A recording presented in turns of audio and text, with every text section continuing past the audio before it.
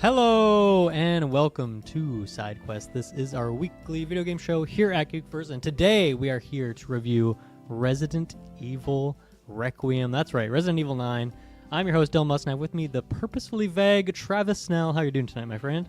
I'm doing great. It feels like this has been a mini build-up out of nowhere, you know? Usually a retro. Like, actually, I guess both. The Resident Evil and this mini side quest journey we've been on. We're both just in January or ended something like, yeah, sure, let's do it. It wasn't like, I'm a planner. I already got the retros for 2027. Like, we could do this, we could do that. What we doing for bread and butter? You've been doing that with the whole schedule. Like, look at all the topics we could do. But this was a short journey, but I feel like it's like, we were Frodo in Lord of the Rings, where we weren't planning on this. We were just hanging on the Shire, but then Gandalf told us we need to take the ring, and we took it. Now we're at Mordor right now. We're at Mount Doom right now. Mm-hmm. Yeah, absolutely. It's fun because, over here on SideQuest, we don't do a lot of like game reviews. We do a lot of games we've been playing section. If a new game comes out and I check out a bit of it on Game Pass, I'll talk about it or whatever. But rarely do we sit down in like a dedicated review episode. I feel like maybe once or twice a year with me and you in like some PlayStation exclusive or other things like this. But yeah, I feel like the last couple of years there hasn't been a ton of like just big reviews like that. So this year probably going to have a lot of them, and it's fun to kick it off with this one here in Resident Evil. We last week did a ranking on all sorts of stuff with the series. Go back and check that out. Right now up on the Patreon, we're starting to release the movie retrospective series. So we've recorded some of that. You can check out all of that. But yeah, we're going to get right into it. I think what we'll do is a bit of a quick non-spoiler-y section and just kind of a recap of where we're at. We've both beat the game now, so we are going to go full spoilers on this bad boy. But we'll, talk for a few minutes just general about stuff before we get into any sort of specific spoilers and whatnot. So, Travis, tell me your journey, because I believe you are on a second playthrough. So tell me about, I guess just like, I kind of want to know, like, did you do first person, third person? Did you do both as they recommend it? What's the second playthrough looking like? And then you can kind of sally forth that into your thoughts on the game. Yeah, technically, I'm not completely done it. I've started a third save file, and I'll get in that when we get to go more. So I have the one I beat. I have a second one, and then I have a third one. One is for fun, and then one's for challenges, so we'll get into that. Got it. I'll see, playing on my PS5 here, so I don't have a Pro, but I will say, before my journey, lovely looking game. Many times on the screen, like, man, we're hit the peak here. Yeah. So I did not do the recommend at first. My second playthrough, which I'm doing right now, is going to be all first person. I know they do recommend to do Grace in first person and then Leon in third, but as everyone knows, I've definitely warmed up a lot more. Like, I played first person games back in the day, but I always said if I can go third person, I will do that, right? But I love those Resident Evil games. At least 7 I really loved, and then even Indiana Jones, I end up being a defender and liking that first person view. And I swapped a couple times, but for Resident Evil, I still prefer the third person, and I get why, especially for Grace's story. That's more Resident 7 to 8 coded, where it's, hey, lots of creepy stuff coming at you, you're a newbie. But I just wanted that, so what I'm doing is, and even with the playthrough, it even recommends, like, oh, you should play first person as Grace, you should play third person as Leon.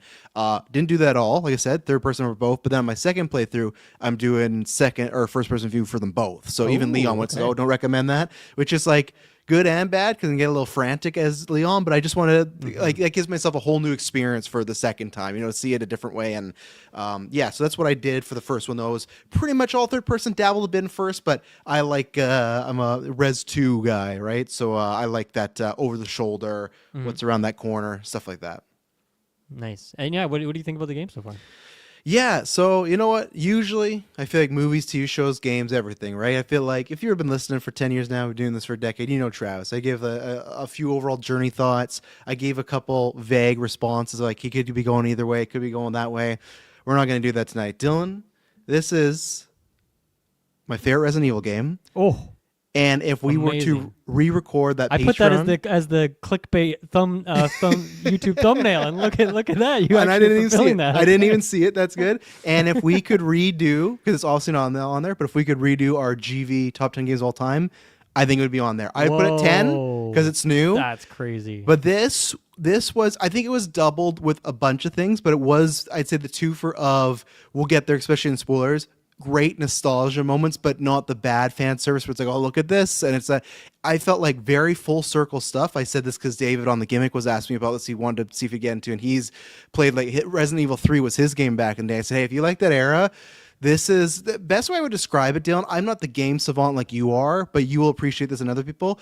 I would describe this game as like a Resident Evil 2 to, Resident Evil 9. There's other stuff in between, but it's like Blade Runner to Blade Runner 2049. That type of feeling where they're hitting on stuff that is of the old times, but it's not just nostalgia, like look how cool this is. It's full circle weaving in a story and a narrative that, oh, this feels actually justified why you're putting this here, or why we're going back there, or why we're seeing this person again. Not just like you liked this guy from 4, right? Well, he's back. It feels, and they're answering things from 2 that you never ever thought you're going to answer. They weren't even questions. It's like, oh, like I'll wait till it's spoilers, but there's one location where you turn to, I'm like, I thought we'd never, I've got goosebumps right now. I thought we'd never go back here. And we did. Stuff they didn't even show in the trailers. I was like, my goodness. So I would have it there. It was just the perfect encapsulation of, if you like Resident Evil 1 to 3, you have those beats of you're in one location, exploring it, zombies, some weapons, but kind of that, like I said, survival horror of you got a couple bullets and you build up to the bigger weapons, the bigger boss, etc. If you like 5 and especially 6, where you just want a crazy set piece, you want something that goes over the top, it does that. But to me, when this game does that, it's the right amount. It's like what we talked about 6, where it goes way far over the line. This is right at that perfect spot. Okay, this is a pretty crazy level, but you know what? It works here. And it's not that it never feels too much, and it never feels like it goes over the top. It feels like it fits in the world. If you want your big giant boss battle, you got those.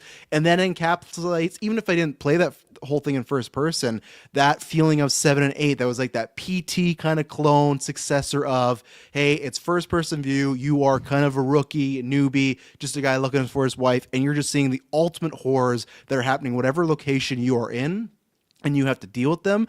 That was one of the things that sold me, why I ended up getting it. We've talked about it before, that I thought, because before when it was, oh, you're Grace and we're kind of doing third person, but that I don't know about going, like, they're being so successful at what they're doing with 7 and 8. Why would you almost go backwards? Because obviously they have the remakes, but still it's a thing of, like, you got a good formula right now. Keep cooking with that. I think the Grace aspect and the Leon aspect is like a perfect harmony. I don't know if they could copy this every single time and do it again and again. That's why I do feel like this is a special game. But they've had this before where it's like Res 2, Res 4, and Res 7 all in different eras come out and kind of revitalize a franchise and get in the conversation of a game of that generation, which is crazy to do. And shout out to Capcom for, I feel like this is journey of rebooting pretty much a bit with 7. I'll say reimagining, not rebooting it, reimagining it. And then the remakes to either get people like yourself, Dylan, who never played them, to finally touch them, or myself, who it's like, oh, I have memories and nostalgia of them as a kid, but that brought them back. And I don't know, maybe they are, and they are like a Kevin Feige over there of Capcom, but it feels like 7, 8, and the remakes are a plan that they sat down and said, we're going to do this, and 9 literally feels like the end game of all that. It feels like it all comes together. You wouldn't think like, oh, why would the remakes of 2 and 4 and a bit of 3 play into 7 and 8? They do, and just like the style. So to me, this is the other comparison I would make is, I don't know if it would be his best or my favorite movie, but I always say Once Upon a Time in Hollywood is Tarantino's best, because there's a little bit of every movie he's ever done in one, and it just works. That's what Resident Evil Requiem is. I love this game. Right away, I ended it and wanted to play it again. I lost the power, so I had to stop. But I don't talk about why I'm doing 2 playthroughs at the moment. But no, I am. It's not a game I'm like, okay, I beat it, I'll move on. I'm going to be playing this for a while until I get too busy. But this was above my expectations, because I was just hoping it would be like the 4th best Resident Evil game. And I was kind of shocked how well they pulled this off. So absolutely loved pretty much every moment. I don't have a negative, no glitches, no crashes, no bad saves, no story beats that I was like, I don't know about this. Like, everything just kind of worked for me. It just felt like it paid off to be a Resident Evil fan. But at the same time, I think they made it almost accessible enough that you could still play this if you never played a game. You could still, you'll be missing out on some stuff for sure, but I think they add some backstory. And even if you if you're willing to read, they update you on a bunch of stuff that you can just read through some files. Like, okay, I got the gist of it. So absolutely in love with this game. That's I just love hearing that level of love for anything is always exciting to hear. I mean, I don't think I'm quite on your level, but I do love this game as well. I did follow the recommended Grace in first person, Leon in third person, which I really liked that was the suggestion. I think that's a very cool idea, very unique for a game to do that at all. Like a lot of games maybe have like one first person section or something, but to really just dedicate like, hey, these are the two flavors. One is more the stealth horror game, one is more the action game. These are the kind of perspectives that make those sing the best, and so that's how they recommend it. I played the game not on the lowest difficulty, but like the middle of the three, and then you unlock a fourth higher difficulty when you beat the game. I probably could have gone up one. It's funny, like I feel like the Leon stuff was a bit too easy, whereas the Gray stuff was like just right. And you can probably modify it based on like both of them.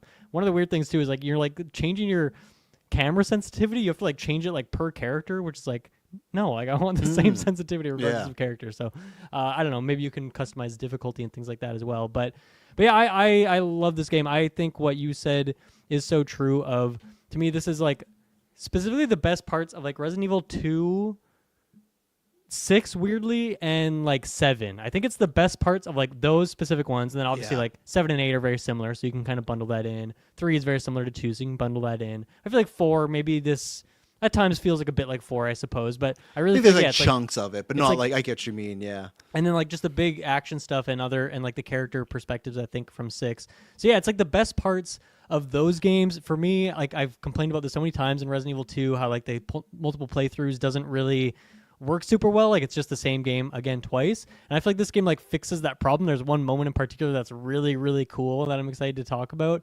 And yeah, like it takes the really good first person terrifying horror of like every step you're taking around a corner is like just freaking you out. Like that stuff in here is really, really good. It has the crazy absurd action movie stuff that you know you get in like 4 or 6, those kind of parts of the series. And so I just feel like it's firing on all cylinders, and it's doing the best parts of those games without the worst parts of those games. Like I feel like there is really not a dull moment in here. Every section is cool. Some of them are, you know, shorter and linear. Some of them more classic, expansive, locks and keys all over the place. You kind of go back and forth. And I feel like a mix of those things is really well done. Yeah, there isn't a section that's not good. I have one sort of criticism related to Grace, which we can talk about more with like spoiler stuff and story character things later on. But otherwise, like, man, I absolutely loved this game from start to finish, and like I just wanted more. Not in a way that's like, oh, this game is too short. It did take me about like just over 10 hours, according to my save file. That probably doesn't factor in like dying, I think. So maybe more like 12, 13 hours or something like that. But I just want more because I love this game so much, not because I feel like it is too short. I'm sure we'll get some DLC for it, and I cannot wait to see what they do because there are a lot of possibilities, a lot of directions they could go with that. So, yeah, I think this game is great. I do feel like you should play other games in the series, though, before getting into this because you don't have to play 6, but I think you should probably honestly do most of the other ones. I feel like they go pretty cheap on sale. I don't think I would recommend jumping in with this. Like at least maybe do 2 and 4 to get some Leon backstory. I guess you could skip some other ones, but I don't know. I feel like the other ones, they're worth playing. They're all pretty short games in general, and this game's like really expensive right now because it just came out and it's already selling really well. So I feel like you should go back and play some old ones if you haven't, and then like kind of catch up and jump into this one. That would be my recommendation. But if you are a fan of the series, if you've been out of the series for a little bit, I feel like you don't need necessarily you don't need specifically like 8. You don't have to have played that one, so if you're like a little bit behind, you could probably jump in here. But yeah, this game is pretty amazing. It's better than I expected. I don't know where I'd put it in my ranking. I don't think I'd put it number 1. Yeah. I did say in our rankings that like I think this is going to be a top 3 for me, and I will stand by that. I think it is in my top 3. It might be number 2. I think that's where I'll put it for today in the series, 2 or 3, which is pretty damn good. I don't know if I'm going to do another playthrough right now. Maybe I'll save that for like a spooky season, come back in October, do it again. But I really don't do like all the replay stuff with Resident Evil, even though they have a lot of incentives in there. But I'm curious to see how that experience has been for you, because I even just looking at like the unlocks and stuff after you beat the game, it's like, oh yeah, you can buy all these crazy weapons and like different costumes and have some fun with it if you want. They let you kind of break the game in fun ways, right? And once you've beaten it once. I already bought that RPD Leon costume. I was like, my next playthrough, I'm going through it. It's kind of weird when there's scenes where he's like doing an interview and he's like wearing his gear from 20 years ago. I'm like, I want that that nostalgia. But yeah, there's some challenges. There's one challenge in there that I guess people finally figured out today, but the whole, even the reviewers and whatnot, it's called the final message is a puzzle. And I've looked into it. It's wild. The only way people found out about it is they had to look into some coding, but it's like a challenge that requires you to stand in one spot for 15 minutes. And once I heard that, I was like, you know what? I'm fine to YouTube this and see what it is, because I don't think I'll be doing that. But it's a wild. 15 minutes is not bad at all. Or is it like in a really dangerous area or something? Well, it will be at. I guess you could play it on easy, so I guess that could be it. But that's one step. That's not just the whole thing. That's like the first step of the puzzle. That just reminds me back in the day when I like had to unlock Mewtwo in Melee, so I had to leave my GameCube on for 24 hours on Pokemon Stadium in order to get the character. And it's like, that is waiting, you know. But for me, 15 minutes is like, yeah, that's fine. No, you still also have to beat the game and have the save and carry. You have it's a beat and then a replay puzzle as well. You have to play the game twice. It's this very vast thing. Crazy. But I was following it because there was a person that reviewed it, and they're like, I've been trying to figure this out. And they released this 5-minute video of all these things, and people were trying to figure out it. It was great. It was fun to watch because I don't have the time for I have the time for some more playthroughs. I don't have time to figure out that puzzle, but I will do it at some point just to get the money. So fair enough. Yeah. Okay, how about right now we can kick into the first round of spoilers. I think the way we'll structure this discussion is kind of go from area to area, like in chronological order. And then it's like, let's talk about combat for a bit and just kind of go into that conversation. We can kind of follow it where it goes. So yeah, like we're going to start lighter spoilers, and as we get deeper into this episode, more and more spoilers. So at your risk, if you haven't played the game yet and don't want to get spoiled on anything in particular. But yeah, kicking off the game here, you started with like some basic little streets sections before you get into the hotel, which I'm curious what you thought about this, because we were both talking about how we wanted this. We were really looking forward to the hotel, and I feel like it was pretty short, pretty linear, it is kind of the tutorial prologue area. So were you disappointed in this section at all, or was it like, you know what, actually this is kind of exactly what it needed to be for the start of the game? So there's with multiple things, we'll get into them. With the first act, I'll just call it, or the first section that I was disappointed in, but then it got better later. But yeah, I was, because I was like, oh yeah, I love The Shining, I love Luigi's Mansion, I'm a big fan of that. And then when we spend, I don't know how much time is there, because in the replays you just breeze by it. In the replays, I will say that's a bit sluggish to try and get through that, because it's all story based stuff. It's just Gret and Grace walking around, no big threats.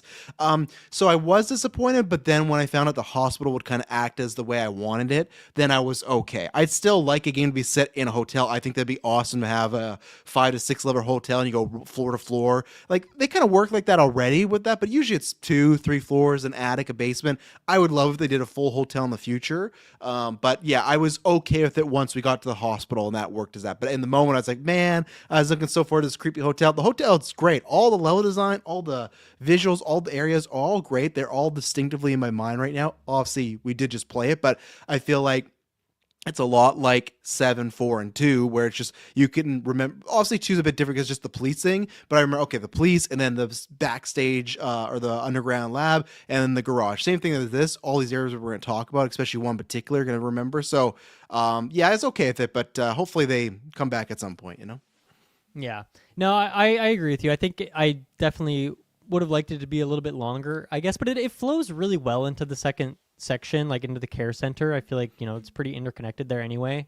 And that section is obviously huge. That's the biggest, that's the police station of the game, right? So, yes. You spend a lot of time there. So it kind of, and a lot of the mechanics are kind of similar between them as well. So yeah, I wasn't too bummed by that by any means. And I mean, I think it just like sets the vibe super well. The use of like lighting there, or the lack of lighting, I guess. Couple, like nothing too crazy in terms of like puzzles and whatnot, so it just kind of like breezes through it pretty well. I will say the one of the funniest things for me, and this happens multiple times in the game, is at one point like Leon's like he's in the street. This is like I think after you've played as Grace for a little bit, and there's like a zombie coming up on someone in the street, and you just watch this whole cutscene, and Leon's like 10 feet away of this person just very slowly getting murked by a zombie and eaten for like a good 20 seconds, and then Leon like takes his gun out and like shoots the zombie, and then the same thing happens like an hour or two later. Like there's multiple times where he just watches someone die even though he like has a gun trained on them and he's not distracted. And I was like, Leon, what's going on, buddy? I feel like this is clearly not rookie Leon. That's like they make it very clear the first time you get to play this. I'm like, this is not rookie Leon. This is expert Leon. So I was kind of surprised when he dropped the ball a couple times, let a couple extra people die. Yeah, no, I got some laughs at that. Like I said, the care center is one where the doctor says something and Leon walks the room, he looks back and it's like walking up on him. It's like, dude, do something. And nah, he's just letting this happen. It's like he has to make sure it's a zombie. It's like, man, you're 6 adventures in. I think you know by now. But, maybe he doesn't have the best sight though nowadays, right? He's taking so many blow to the heads. Maybe he's not far sighted. Maybe he just sees like what's really close. That's true. Yeah, theory. he is a bit older now. Yes. There's a note about that I'll have for later, but we'll build up to that a little bit. So I guess going from that section, and I mean a lot of that too. Also, maybe it's because a lot of that was shown in the marketing. So I feel like I already saw some of these scenes anyway of like the concierge guy getting like his throat slit. Like we've seen that scene in like a couple trailers before, even though I kind of went radio silence on a couple of the last ones here. And then. Let's see. I guess we can just go right into the care center then, which is like a huge chunk of the game. I guess maybe the first thing here was like obviously that kind of kicks off with the monster's called the Girl, which is like just that big beast, which I'm kind of I don't know. I feel like it needed a more interesting name than that, I guess. But I guess it tells a bit of a story. It's kind of an underestimating sort of name. But I really liked this monster as like the classic like the monster that will like chase you through different parts of the building, but they're so big so they're a little bit clunky, like to go through doorways and things like that. To me it was very much Alien Isolation in terms of like having the pockets in the roof where it'll jump up through, and like in Alien Isolation it's like seeing the tail and like the sounds of it slinking around clicking on like the metal station, but here it's like the fact that the girl always has like these chains that are jingling around, but like terrifying enemy. I mean, in general, all the enemy designs in this game I think are fantastic. It's classic Resident Evil, like very bulbous, fleshy looking things, but like the face on the girl in particular, and like the chains and that rattle and just the size, very, very unsettling. And yeah, that first section where you got to outrun her is terrifying for sure. Yeah, I think she's going to definitely be the standout as far as this character. I've already seen the memes and whatnot. So I think there's some other good character designs in here, but that one, especially juxtaposed with I think you kind of get it the second you see it, and then you see the little girl Emily, but that is being the origin of all these are little kids experimented on. So technically it's just kind of that classic trope, but it still works as far as a monster being childlike, right? To them or to us, it's like, oh, they're trying to kill me, hurt me, but we don't really know their true intentions because it's just it's a child in there per se. So, but yeah, great look design. That's very obviously many of the things have that type of look, but I feel like that is the closest you get to like the 7 and 8 type of big monsters, especially with 8, but those grotesque, just larger than life figures that, okay, you're not going to be able as Grace to do anything. You just got to run and hope for the best. And that's what I do love about the hallways too in this, where it provides you that great, because obviously 7 has a lot of hallways, even 8, but 7 has a lot of hallways with the house, but there's just something with the care center that it feels like you can escape at any time, but then also get caught at any time, because multiple times these big monsters will appear somewhere else and you don't really know where they are. And the good thing is too, the sound design is great in this game. It feels like you can actually judge how far something is by the sound of it, where some games that doesn't always work. It'll sound far away, but then you turn a corner, it's right there. This feels like the difference of it being 5 feet to 15 feet shouldn't be that much, but they've specifically designed like, okay, in this game, because it is vital to stay away from these bigger creatures, we got to have this on point, and it feels like it's a winnable situation, right? It doesn't feel like, okay, have this thing pop up. It's like, oh, if I made a mistake, I should have known better because I could hear it way too close and stuff. Or the light system with the girl too. It hates lights, it burns it, so that you can kind of time that out, especially when we get to the basement. Great level design there. So it's like you're like, okay, the light is safe, but also it's Resident Evil, so you're like, at any point these lights might just burn out. And yes, which they do sometimes. That happens like, for sure. Yeah, like just a little section when you're in you have to kind of do it a couple times. You're in the nurse's station. You have to like move a little table over to like go get like a toolbox on top of a bookshelf. And like, of course, whenever Grace is moving it, like, just this cleaning supplies are like falling off the side, making noise. And even things like that, like because the sound design is so good, you're like very cognizant of the sound, the amount of sound you're making. And I feel like I eventually learned that like, you can kind of like walk most of the time as Grace, or even run a lot, and you're pretty quiet. Like, and maybe that's because of the difficulty I was on. I'm sure that is part of it. But at some point, it's like, man, I don't need to crawl like too much. Like obviously, if I have to go under a table or something. But yeah, even like your sound, I feel like Leon is much more loud when he's crunching around these environments. But you're not doing as much stealth with him anyway. But yeah, a lot of good scary moments in that initial section, and that's when the characters meet up for the first time is at the end of that sequence when she's going down that last hallway towards the kind of care center proper.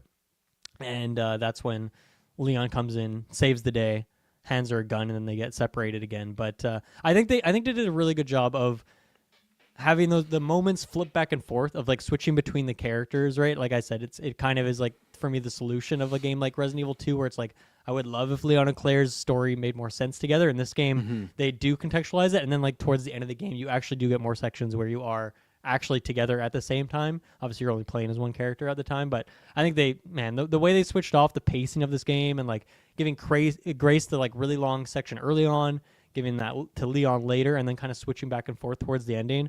I just think that the pacing in this game, like Resident Evil 6, take notes. If you ever do a remake, take notes on how to pace the game from this one here, because I think they fucking crushed it. It's so good. No, I agree with you with the pacing. I'm happy to hear that you like that, because I remember when it was first initially revealed, I think you were not worried, but just curious how that was going to work with the two back and forth, because at the same time, like you said, if the pacing wasn't good, that could have been a crater to it, right? It could have been I got to go back to that. And obviously they had to buff it up, but I feel like this is the perfect version. That's where it's funny, where it still ties to 4. You only do that once, but the one mission where you play as Ashley, you go through everything, and then you go back as Leon and you get direct shot, because obviously in that game, Ashley, that's just a pure stealth level, right? I think she might has one thing for defense, but even Grace, she has the Requiem, she has a different gun bottle, she has some stuff to defend. Her pistol right? does like nothing. It takes so many shots. Unless you get a headshot on the push, which I love. Her melee is a push, where Leon's, you got the kick, you got the axe, all this stuff. But I absolutely, because in 4 that was fun doing that once. Oh, you go through Ashley, you know your way.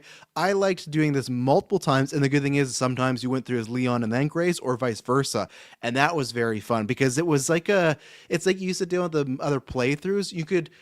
It's almost like when you were playing the game for the first time, you were doing a second playthrough in that moment, but you didn't have to start from the beginning, and it was different, right? Like even their mechanics of, I was wondering how it's going to go. One, I love that even though I love it, I'm a big, Resident Evil fan, happy we got rid of the med spray, the med ejector, just visually, I was like, that makes more sense for where we are now.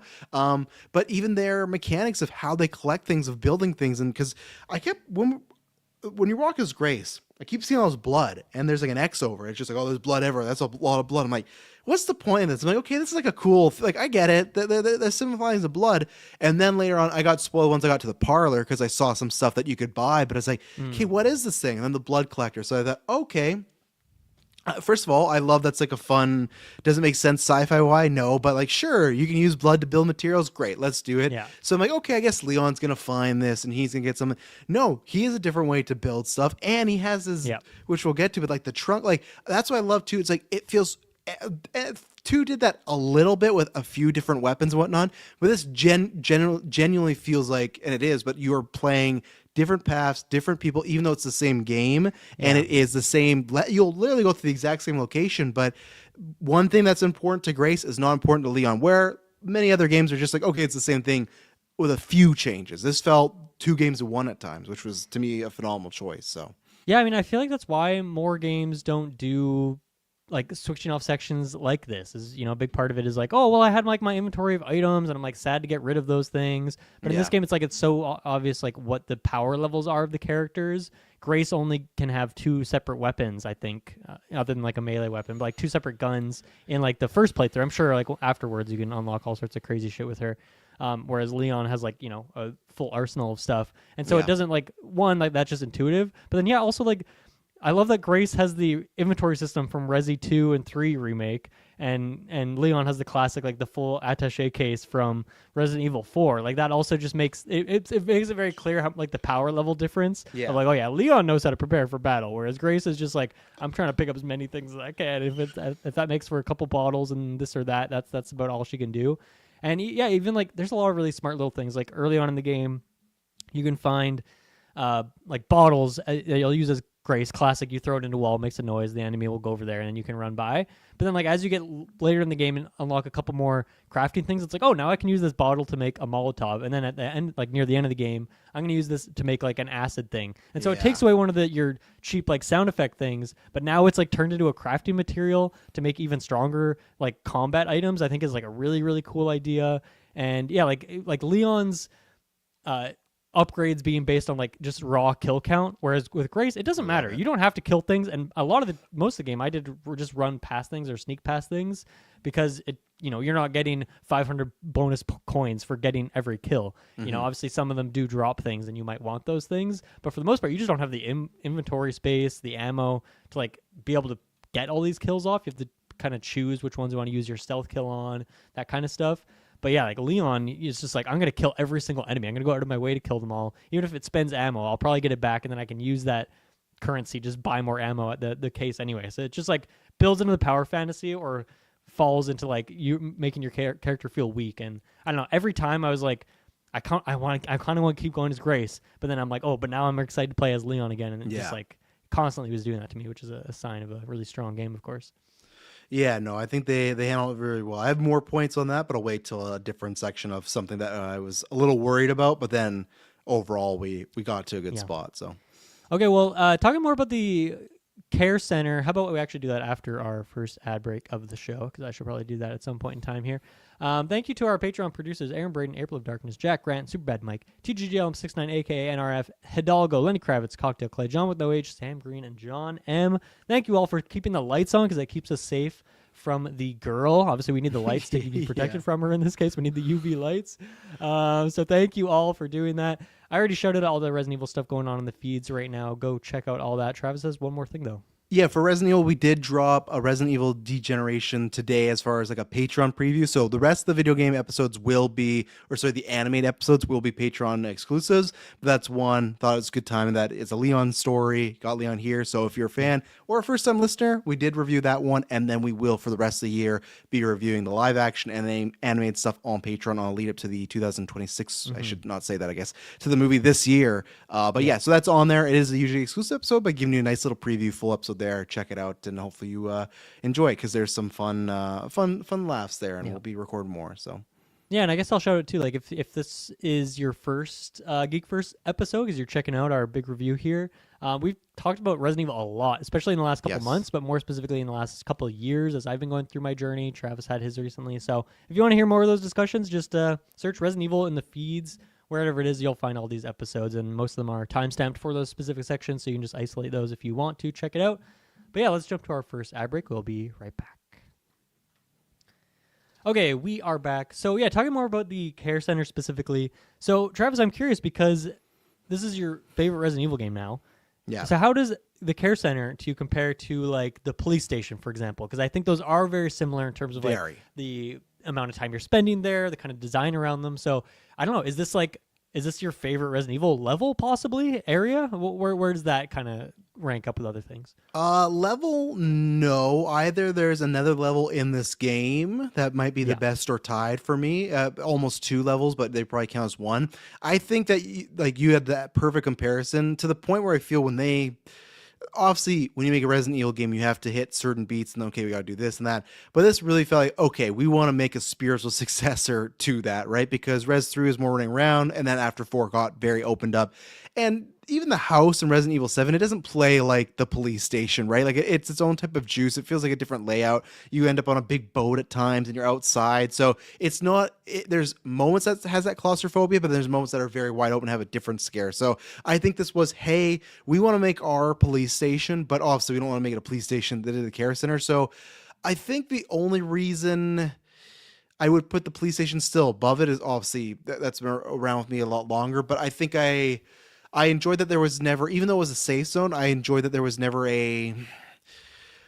the area when you walk in the police station, like the main hall, that still feels a bit more creepy and a bit more like a zombie could sneak in, where the main hall here, that's safe. Like you get to that so teal, safe, which is nice. When you get that teal room, you're like, okay, I'm good. But that's the only reason, is the police station still just a bit creepier. And I think I prefer the upstairs and downstairs versus the left and the right. I think I like it still all being kind of one connected, because with the I guess my problem, I guess you still have that police station, right? Because there's some stuff. Like the attic maybe connects between the two. I can't remember, but yeah, for the most part, it is mostly east-west. Yeah, so I think I still prefer that a little bit, but that's also tough because I've grown up with that. But I think this is like it's not like you tried and you missed the mark. This is like, oh no, you hit the mark. Like this is a perfect, like if you were trying to make let's do the 2026 version of the police station, they nailed it. And I love the Care Center. The Care Center would definitely now be somewhere in the rankings we did there. It'd for sure be at least in the top 10, but probably top 5 somewhere in there. It was a great time. And I think playing as Grace too is a different dynamic, because even though with Leon it is similar where it's the lack of bullets, you don't have that fear where he's scared. But when you play with Grace, literally when you run too fast at her, she's tripping and stumbling. Like, I love, and shout out to, I don't know, the whole year ahead and you got GTA, but at least she's gonna have to get a nomination. The person that played Grace, the voice acting and those moments, the breathing, the like when she talked, so I think there was some extra fear playing as Grace in there. Love the chef. The chef was great. I want to cut in there. Yeah, that was one of my biggest criticisms of this game. Is I actually thought it was a pretty bad performance. Oh no! What? I loved it. I thought it was fantastic. I think she has some okay moments, but for me, it was too much of like the same gear. And by the end of the game, I was so frustrated by every single sentence. Whoa, what are you talking about, Leon?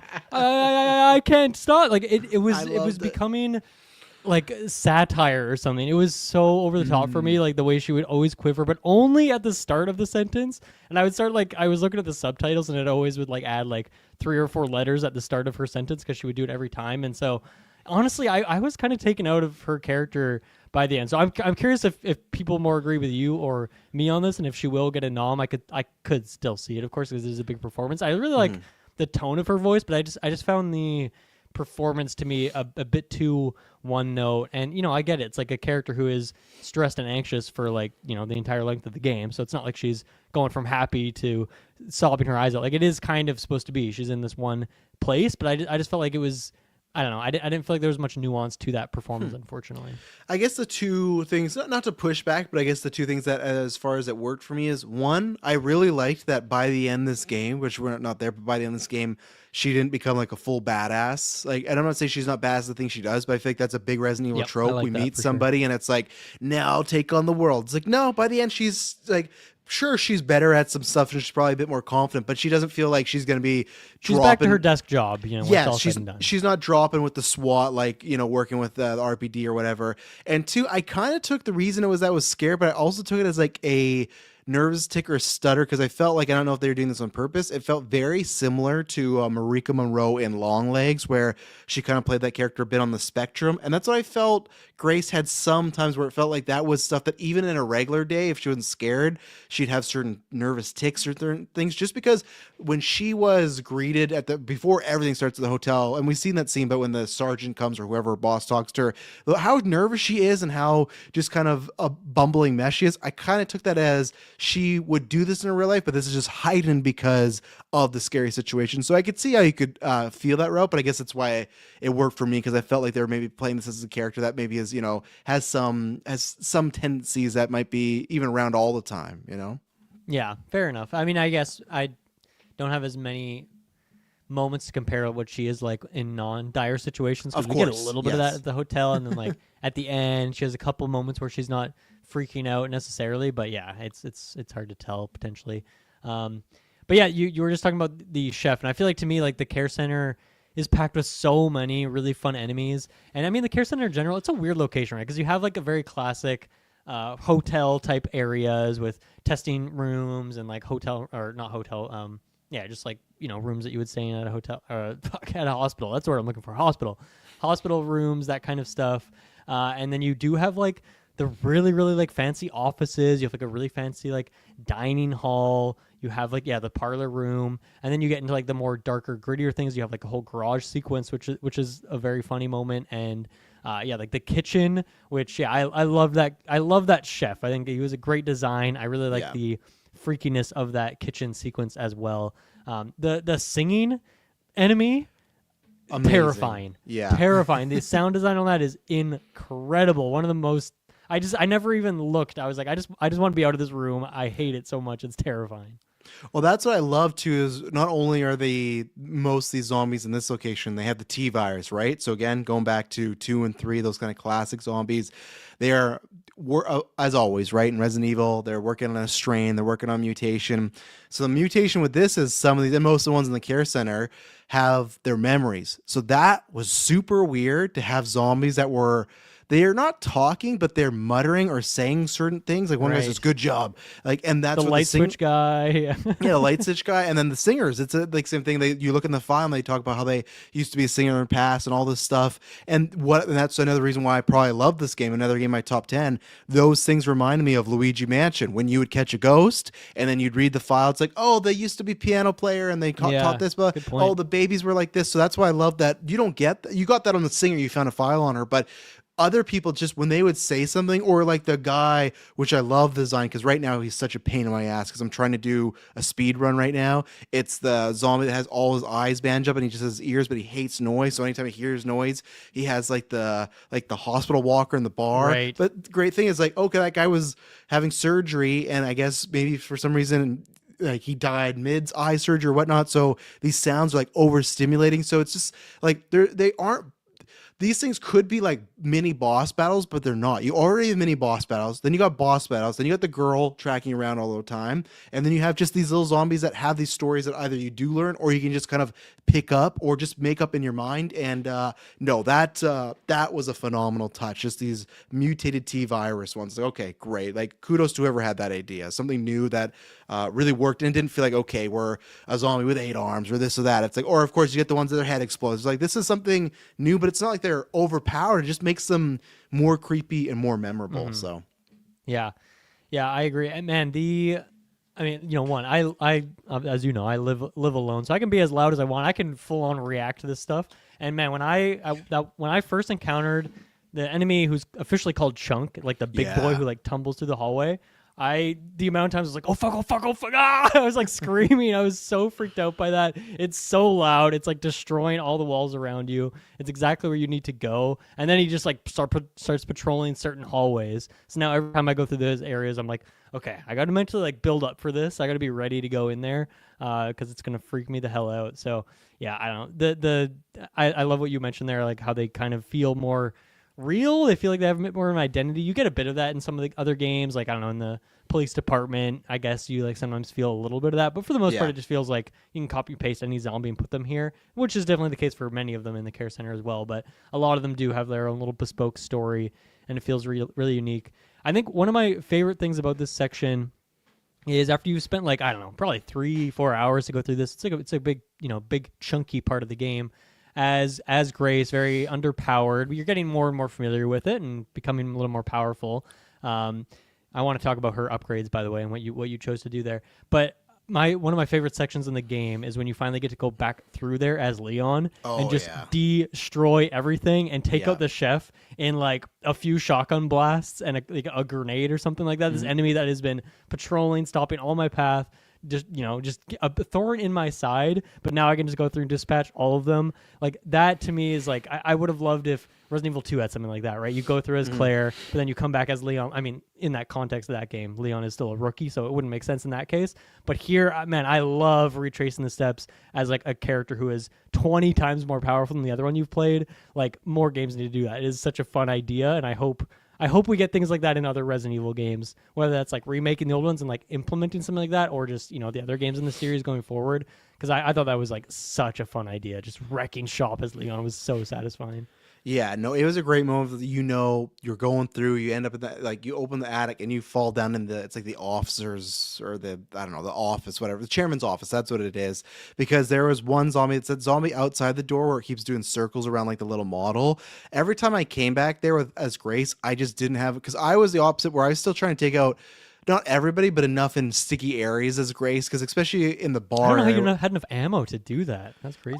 I just had. That's where maybe I feel like I replayed in the accuracy I had to work on, because I don't shoot unless I get the headshot, which is annoying because I feel like it takes 5. It almost takes a full clip to kill them, even with 5. It takes like 5 headshots. Well, did you ever just knife them a lot? I guess I probably that was probably my downfall. Maybe I didn't knife them enough. What you gotta do, because I think it does make it different to head box, is you hit them. Sometimes it's two, but if you hit them once in the head and the second one, then you go run, do the melee, and then I would crouch and do the knife to the head, and it does make it different if you hit the body or the head. So cool, yeah, cool. because they can die faster. So tip, and that I was using that a lot because there was two things that they were in the parlor. It was a steroid and something else. I would say that's the only thing that didn't really. I didn't use it all, really. Like, I didn't even try them when it's like, oh, your focus could be better shooting or you'd be a little stronger. It's like... Yeah, did you ever get enough... Because obviously the first thing I did was get the hip pouch to get more inventory space at the parlor. But did you get the health or the damage? Or could you afford I got them all. I got everything in there. I was... Even though I knew I was going to play through, I was like... I took my time. My playthrough was like 11:40, but probably longer because of deaths, and then also like even the menu, right? They count the map menu, but not just even being paused. So it was most of like those power enemies that would drop coins, right? Like, as I know when I went back and killed the singer as Leon, it dropped a coin, and I was like, oh, I guess that's one of the coins I didn't get.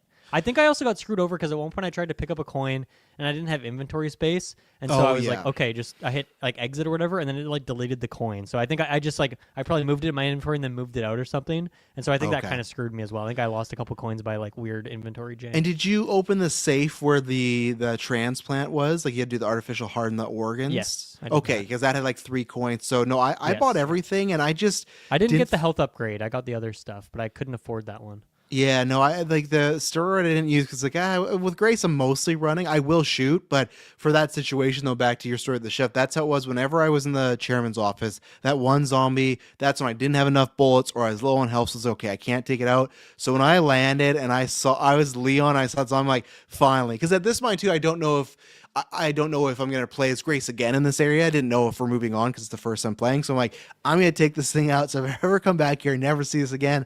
And it's great because you don't have to shoot. You can just walk up to the zombie and already has like the RT. Like you can just do the axe. And that axe or the pickaxe, whatever his sword, is so fun. So no, I agree. That was such a great moment of you spend, if you're taking your time, multiple hours in this location you're full of dread and fear, and you're planning each step in each corner. But when you're there as Leon, now granted you don't have like unlimited ammo, but still it's like better weapons and you're good to go. It's fantastic, especially now on a second playthrough, Dylan, because on the second playthrough, how you get the box that adds the score, that starts from like 1. So the very first time you're even killing zombies in the street as Leon, nice. You're getting that score to upgrade weapons. So that's why it gives you even more reason to just go through that entire house and just kill everybody and get that XP up. So I'll be excited to do that. Right now I'm doing a speed run, trying to do speed demon. So that didn't happen. I killed one zombie. I'm just run as quick as I can. But nice. Yeah. Very, very cool.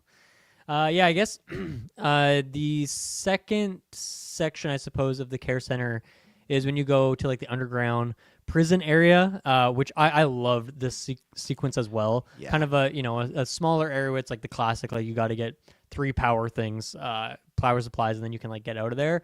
But really, really creepy area because it's super dark down there. I feel like it's much more narrow, so the girl has like a lot more free reign to go around. You only have like one safe spot, really. I guess you have a couple areas in the light become kind of safe as well, but you have like your main save room. Yeah. But I really like the puzzles down there. Pretty simple, but then you get a couple fun set piece moments like the grinder. You got to like empty this pool of blood, and then you have to of course go down there, and something's gonna start up as soon as you go down there, and then it does. Then you're on just like this conveyor belt. Really, really fun sequence. So that was another highlight for me is like that. It's probably only like maybe 30-40 minutes or something to go through that sequence, but I thought that was really fun, and that kind of takes you back to the care center. And man, the end of that care center when the elevator is like crashing down, and it like hints that it essentially like cut Grace's foot off. I thought that's what happened because they cut away because Resident Evil 7 and 8, Ethan's losing hands left, right, and center, and he heals them back. So nothing quite absurd like that happens, but I thought she lost her foot when that happened. So that moment quite literally made me cringe, like, oh, fuck, I can't believe that just happened. What is this next section going to be like? like? Oh, now? we're gonna have to go without a leg. But I think they're smart. They know that after 2 games of like the most recent kind of installments, subvert the trope almost in a way. Yeah, and like you said, it's nothing, right? Like, even gets his hand cut off, he puts on some juice and then the hand's back on. Yeah, so hand juice, yeah. So I'm and obviously they explain why, Nate, but still at the time it's like, okay, it's even far fetched Resident Evil, but no, that got me. And no, same thing. The basement, that's another highlight that I'm going to be thinking about for a while. And you can take your time because sure you could try to run out of there, but for me, and I haven't played that in my playthrough of trying to beat it under 4 hours.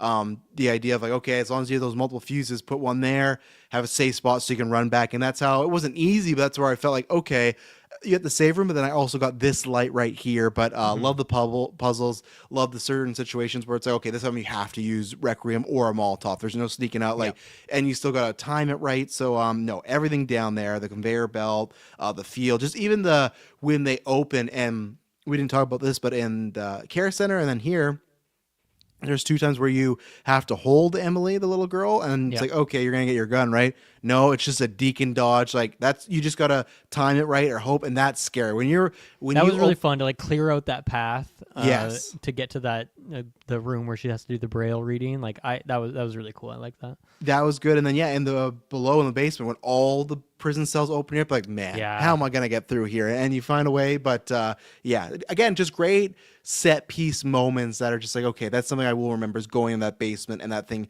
slinking around and then all the puzzles. So no, that was a kind of a good crescendo to the care center.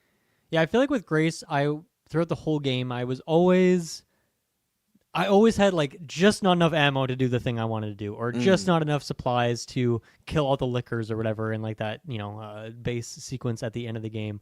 I feel like with Leon, that was more like, okay, I'm pretty overpowered here for most of the part. But yeah, I feel like with Grace, they really nailed the pacing of that. So after the care center, when we finally get out of there, we go into like kind of 2 sequences there. There's like the self-destructing base with the helicopter key, and then that kind of leads right into the church. The church, I mean, really fun action set piece in there with Leon. Really tight, small area, big juicy boss that has a bunch of weak spots on him. A lot of like a lot of throwing explosive barrels in this game, which is classic Resident Evil stuff in general. But yeah, any highlights from those 2 sections for you? Well, I was going to say, how did you also feel about the weapons that other zombies and stuff would have? And if you kill them, they drop, and they had like the animation where you pick them up and toss them, everything. I really enjoyed that time. I loved, like picking up a spear and throwing it through an enemy, or the sledgehammers and stuff. And the chainsaw ones, when that would happen, because I would always accidentally like chop my ankles a couple times too, but then I could use it for a bit. Like you get to do that with Grace at one point as well. And I really liked the chainsaw ones in particular. But those were fun. I feel like it made... I don't know. I feel like it kind of integrated the environment like a little bit more, because there's always like explosive barrels everywhere in these games, but that was just like another little detail as well. And it was like, okay, if I'm in a combat arena here, even if the guy with the weapon's like way in the back, I'm going to prioritize him. I'm going to like go out of my way, sneak past some guys, try and take them out, because then I can use the spear, and that's essentially like free ammo. It's really powerful too. So I think it added it made the combat arenas a little bit more engaging as well. So I quite like that. And I don't know, I feel like I wasn't using grenades or Molotovs, that kind of thing, as much as I do in other Resident Evil games, and something they made up for that by having more like contextual things, like more explosive barrels you can throw, or the weapons that we just talked about. Oh yeah, when you saw the barrels, it was like a godsend. You're like, oh, thank goodness, I can do some damage here. But you know what I like about that, especially if they add multiple zombies in there with weapons, it feels like no one's playthrough is going to be the exact same, right? Like that might be you might have the same idea, like let's go for the other one, but all it takes is for one zombie to zig when you thought it was going to zag, and something's going to happen. And sometimes that's the worst too, where it's like, actually, me going for this was a bad idea because now I've taken all this damage. I probably should just dealt with them later, because lots of those weapons you throw are, I'd say, pretty much an insta kill unless they're like some of the bigger ones. But if it's just a regular zombie and you're throwing stuff, that's one down. The one I wanted to mention too is right before, I think it might be Leon's last thing in the care center. It's that room when you like pull a lever and the bookshelf's moving slowly and they're coming out of the windows and doors. That's one that was great, because from the previous just 5 minutes ago, I killed some zombies in there and they had dropped some stuff. So I didn't use it for them, but I jumped out the window, used it for them. So I was like constantly like, take a couple out, run to a different room, throw, run to a different room, throw. So it felt just like very kinetic, and it felt just like a pick your own adventure of, okay, how do you want to tackle this? And again, you don't have to do that. You can just shoot them down and most of the time kill them. But yeah, the church that was a great sequence. All the other sequences were a lot of, okay, you don't have to use stealth and Leon's overpowered, but still just kind of you're shooting because you just kind of have to, right? Okay, you're in the street, shoot zombies, move on. This was like, no, you're planted, and it much was like we talked about on the ranking, that zombie invasion one that I liked in 4, where it's like, okay, they're gonna come through all these locations, and you got to fight them off. I don't think this went as long as that, but no, that satisfied it, and I was very happy with that one. So. Mm-hmm. Yeah, I like that sequence as well. Like that one's pretty short when you're going through that base there that ends up self-destructing, but I really like. I liked it. Good moment with, I guess, interacting with like Victor a little bit more, seeing a little bit more of him as a character. After that, is that when do we skip all the way to Raccoon City? Well, no, there's the thing with because they're trying to open the hatch. Isn't there still the thing with Emily where we lose her, right? Right. Yeah, like Yes. like the water treatment area, and then that's the last sequence you Because get the plane with the girl, crashes, right? yeah, you do the sniper, and then what happens is Leon's protecting you, but then when Leon opens the door, they're gone, and then of course Bats, because that's another not as good as the basement, but that's a similar like you got to use not the quite lights. as good, but still decent, and I think that it wasn't too long either, which was good. Yeah. It was pretty short, so it made more use of like those kind of temporary floodlight things. And trying to like pace around those and doing that kind of stuff, and like a lot of good tension of like, of course, all those levers you have to use are like really janky and really, really awkward. So yeah, that sequence is fun. Yeah. But then, you get the moment where which I think my only minor critique is obviously it's like jumping to the end, but they do this very emotional moment where Emily gets stabbed in the helicopter. And I think they did for the short amount of time, I think they did a good job of making me feel like Grace would care about this little girl and want to get her out of there. That suspiciously looks a lot like her, but still, wants to get her out of there. And then she dies, and because she dies, she kind of mutates. And I appreciate, I think they did a good job of, you shoot this thing as Leon because Leon comes down, but it doesn't feel like a boss battle, which is good because I feel like they're trying to make you feel conflicted about shooting this little girl. So if they turn into a full boss battle, I feel like kind of like, all right, like, isn't that satisfying?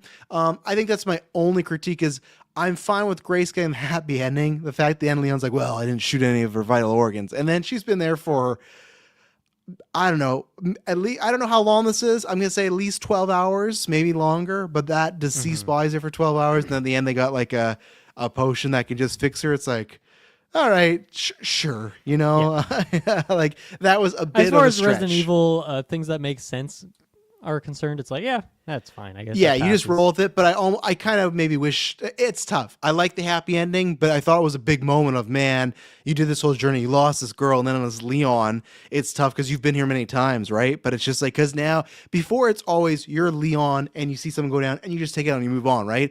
This is you're Grace and Leon, so you've seen this whole journey of Grace with this girl, so it's much more of like, oh yeah, like that's just the way it happens. But it's not for Grace. You're getting that moment of, man, this is the first time for her losing someone like that, even though her death mum scene was also very brutal, just like that machete to the neck and just blood spurting everywhere. So I'm kind of, I gotta sit on that one a little bit, but I did I like the choice there. And then on our way to Raccoon City, we met a person that it's funny we talked about in our rankings, because I unfortunately, man, I shouldn't have bumped him.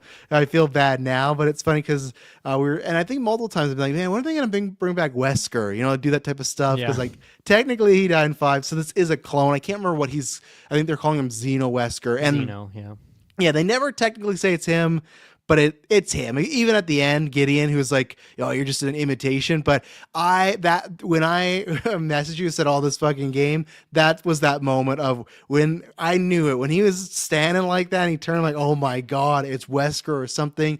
And that's where it's like, that's a full form, because like Wesker's not like, it's weird, but we've talked about this before, where it's much like the phase 1 to 3 of the MCU, where there's lots of versions, but sometimes before Endgame these characters didn't meet. So it's like Wesker's not really like a Leon villain, really. Like he's not really tied to, like, he's in his games, but like he's not in 1. He's a shadow villain in 4, and then he's the main villain in 5. So that was something where it's like, man, that's something that I never thought of Wesker and him interacting, and I was like, man, we got him here. So that was, even though it's a clone, I think it's very much like, even though we don't love that movie, I read it the same way as like Avatar with like Courtridge, how he like came back as a Na'vi. Like I feel like this is that, where he has like all his memories. He's not the exact same guy, but he's similar. So I got a good kick. We talked about him a bit on the rankings because I did bump him, but and I don't know if this would bump him up, but it was like a good hype moment for me. Like, how did you feel about him then? That like you don't really get like an actual fight with him. Like he kind of just dies in a cutscene to the other villain. Jumping ahead, of course, but yeah. I think they're saving it because I guess we're really jumping ahead. What did those guys pick up in that end credit when they're like, "Oh, we found what we needed," and they pick up something? Oh, okay. I think it's gonna be Wesker later, even his head. I think this was just a mere introduction of, hey, you know this guy who's been the villain since the first game.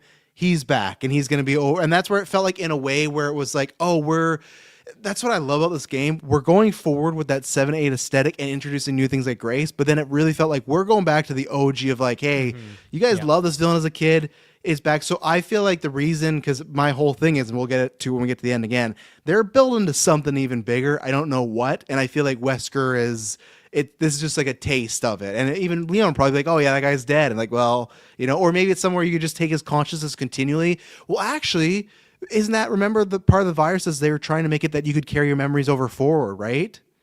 To a different vessel and body. That was part of their tinkering. So that's what I think is this body could be dead, but everything he went through, they're going to carry on. So it's almost like Wesker's, I feel like his DNA is like in a USB that you can keep going to different computers. And so that's why I feel like we didn't fight him.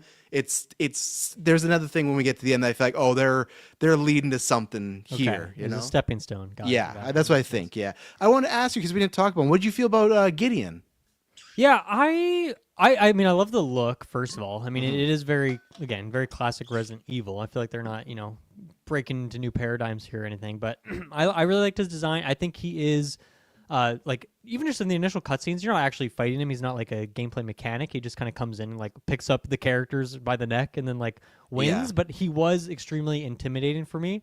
I think I was maybe expecting there to be a sequence where he would be more, like, exploring an area and you'd have to hide from him. We never really got that kind of... We got like hints, tiny little bits of it, but like only like one little section with Grace. Like after the... I'm trying to think how... I guess that's in the care center. It's like that one section after you like put the corrosive on like that one lock. Yeah, he's just in the office. He's like, hey, Grace. He like monologues for a little bit on her. So yeah, and then you like have to run out of the room and like hide behind some boxes, but then he just like leaves. Yeah. But yeah, and I think like boss fight is all really good. But I think he was a pretty good villain to me. Mm-hmm. I don't know if I'd put him on like the top of Mount Rushmore or whatever it is, but I think he was fun enough. Cool look, intimidating. Good connection with like other characters and like the general realm and stuff. So I thought he was a good like one-off villain. I mean, I don't think he'll ever come back. So I thought he was good for this game. Yeah, I really liked him. I think if he was like the main villain, maybe there's a chance he could like climb to that top 5, because I actually really liked the dialogue and just the actor behind it. I loved everything. I love this kind of mad scientist, because we've gotten the mad scientist before, but I feel like it's always like a human. This is like some guy that's semi-affected. When you look at those newspapers and it's like 6 regular dudes, and then just him like haunting over them. Like it was a cool aesthetic, but I do feel like, and even though it's a hype thing, I felt like the second Wesker got introduced, he took a big backseat to like, he's just like villain B. He was the opening. He was like almost like a red herring. He's like, we're going to use him for the marketing because we don't want it to get out there, which I'm so glad. I guarantee when the spoilers leaked, I guarantee that was, I'll have to go back. That must have been one of them that Wesker was in this game. Oh, yeah. Hey, maybe, yeah. I just feel like anytime a returning character happens, that's somewhere people want to spoil you're out there. So it made sense now for the marketing. So I liked him. I think he's like a solid, if we're having like a B tier level villains, he might be in like top 5 of that. I'm like, oh yeah, he had a good little appearance. And again, I like that actor's voice. I hope to hear that actor in some other stuff. So fun and just alone, we'll get to it, but just his like mini boss battle of Leon in the streets, we'll just say, it's just like just ridiculous. So yeah. And then so that kind of scoots us along to the Raccoon City section of the game, which is pretty pretty long, and there's kind of 3 sections to it. I guess there's like kind of the intro sort of sequence, and then you get your classic Resident Evil like kind of open zone part of it where you have to go all these different relay towers, and then there's like the Raccoon City center proper. But all the stuff leading up I thought was really good, just like the build up of it, going around like the outside, the fringes of it. The spider boss fight, I really liked that. I thought that was like a really fun sequence. So yeah, all the stuff kind of leading up to the kind of more expansive area that you're spending a lot more time in, I thought was all really fun. But yeah, this was it's just such an extremely unique location. Obviously it's Raccoon City, we've been here before, but it's kind of like a Fallout-y Raccoon City, right? Yes.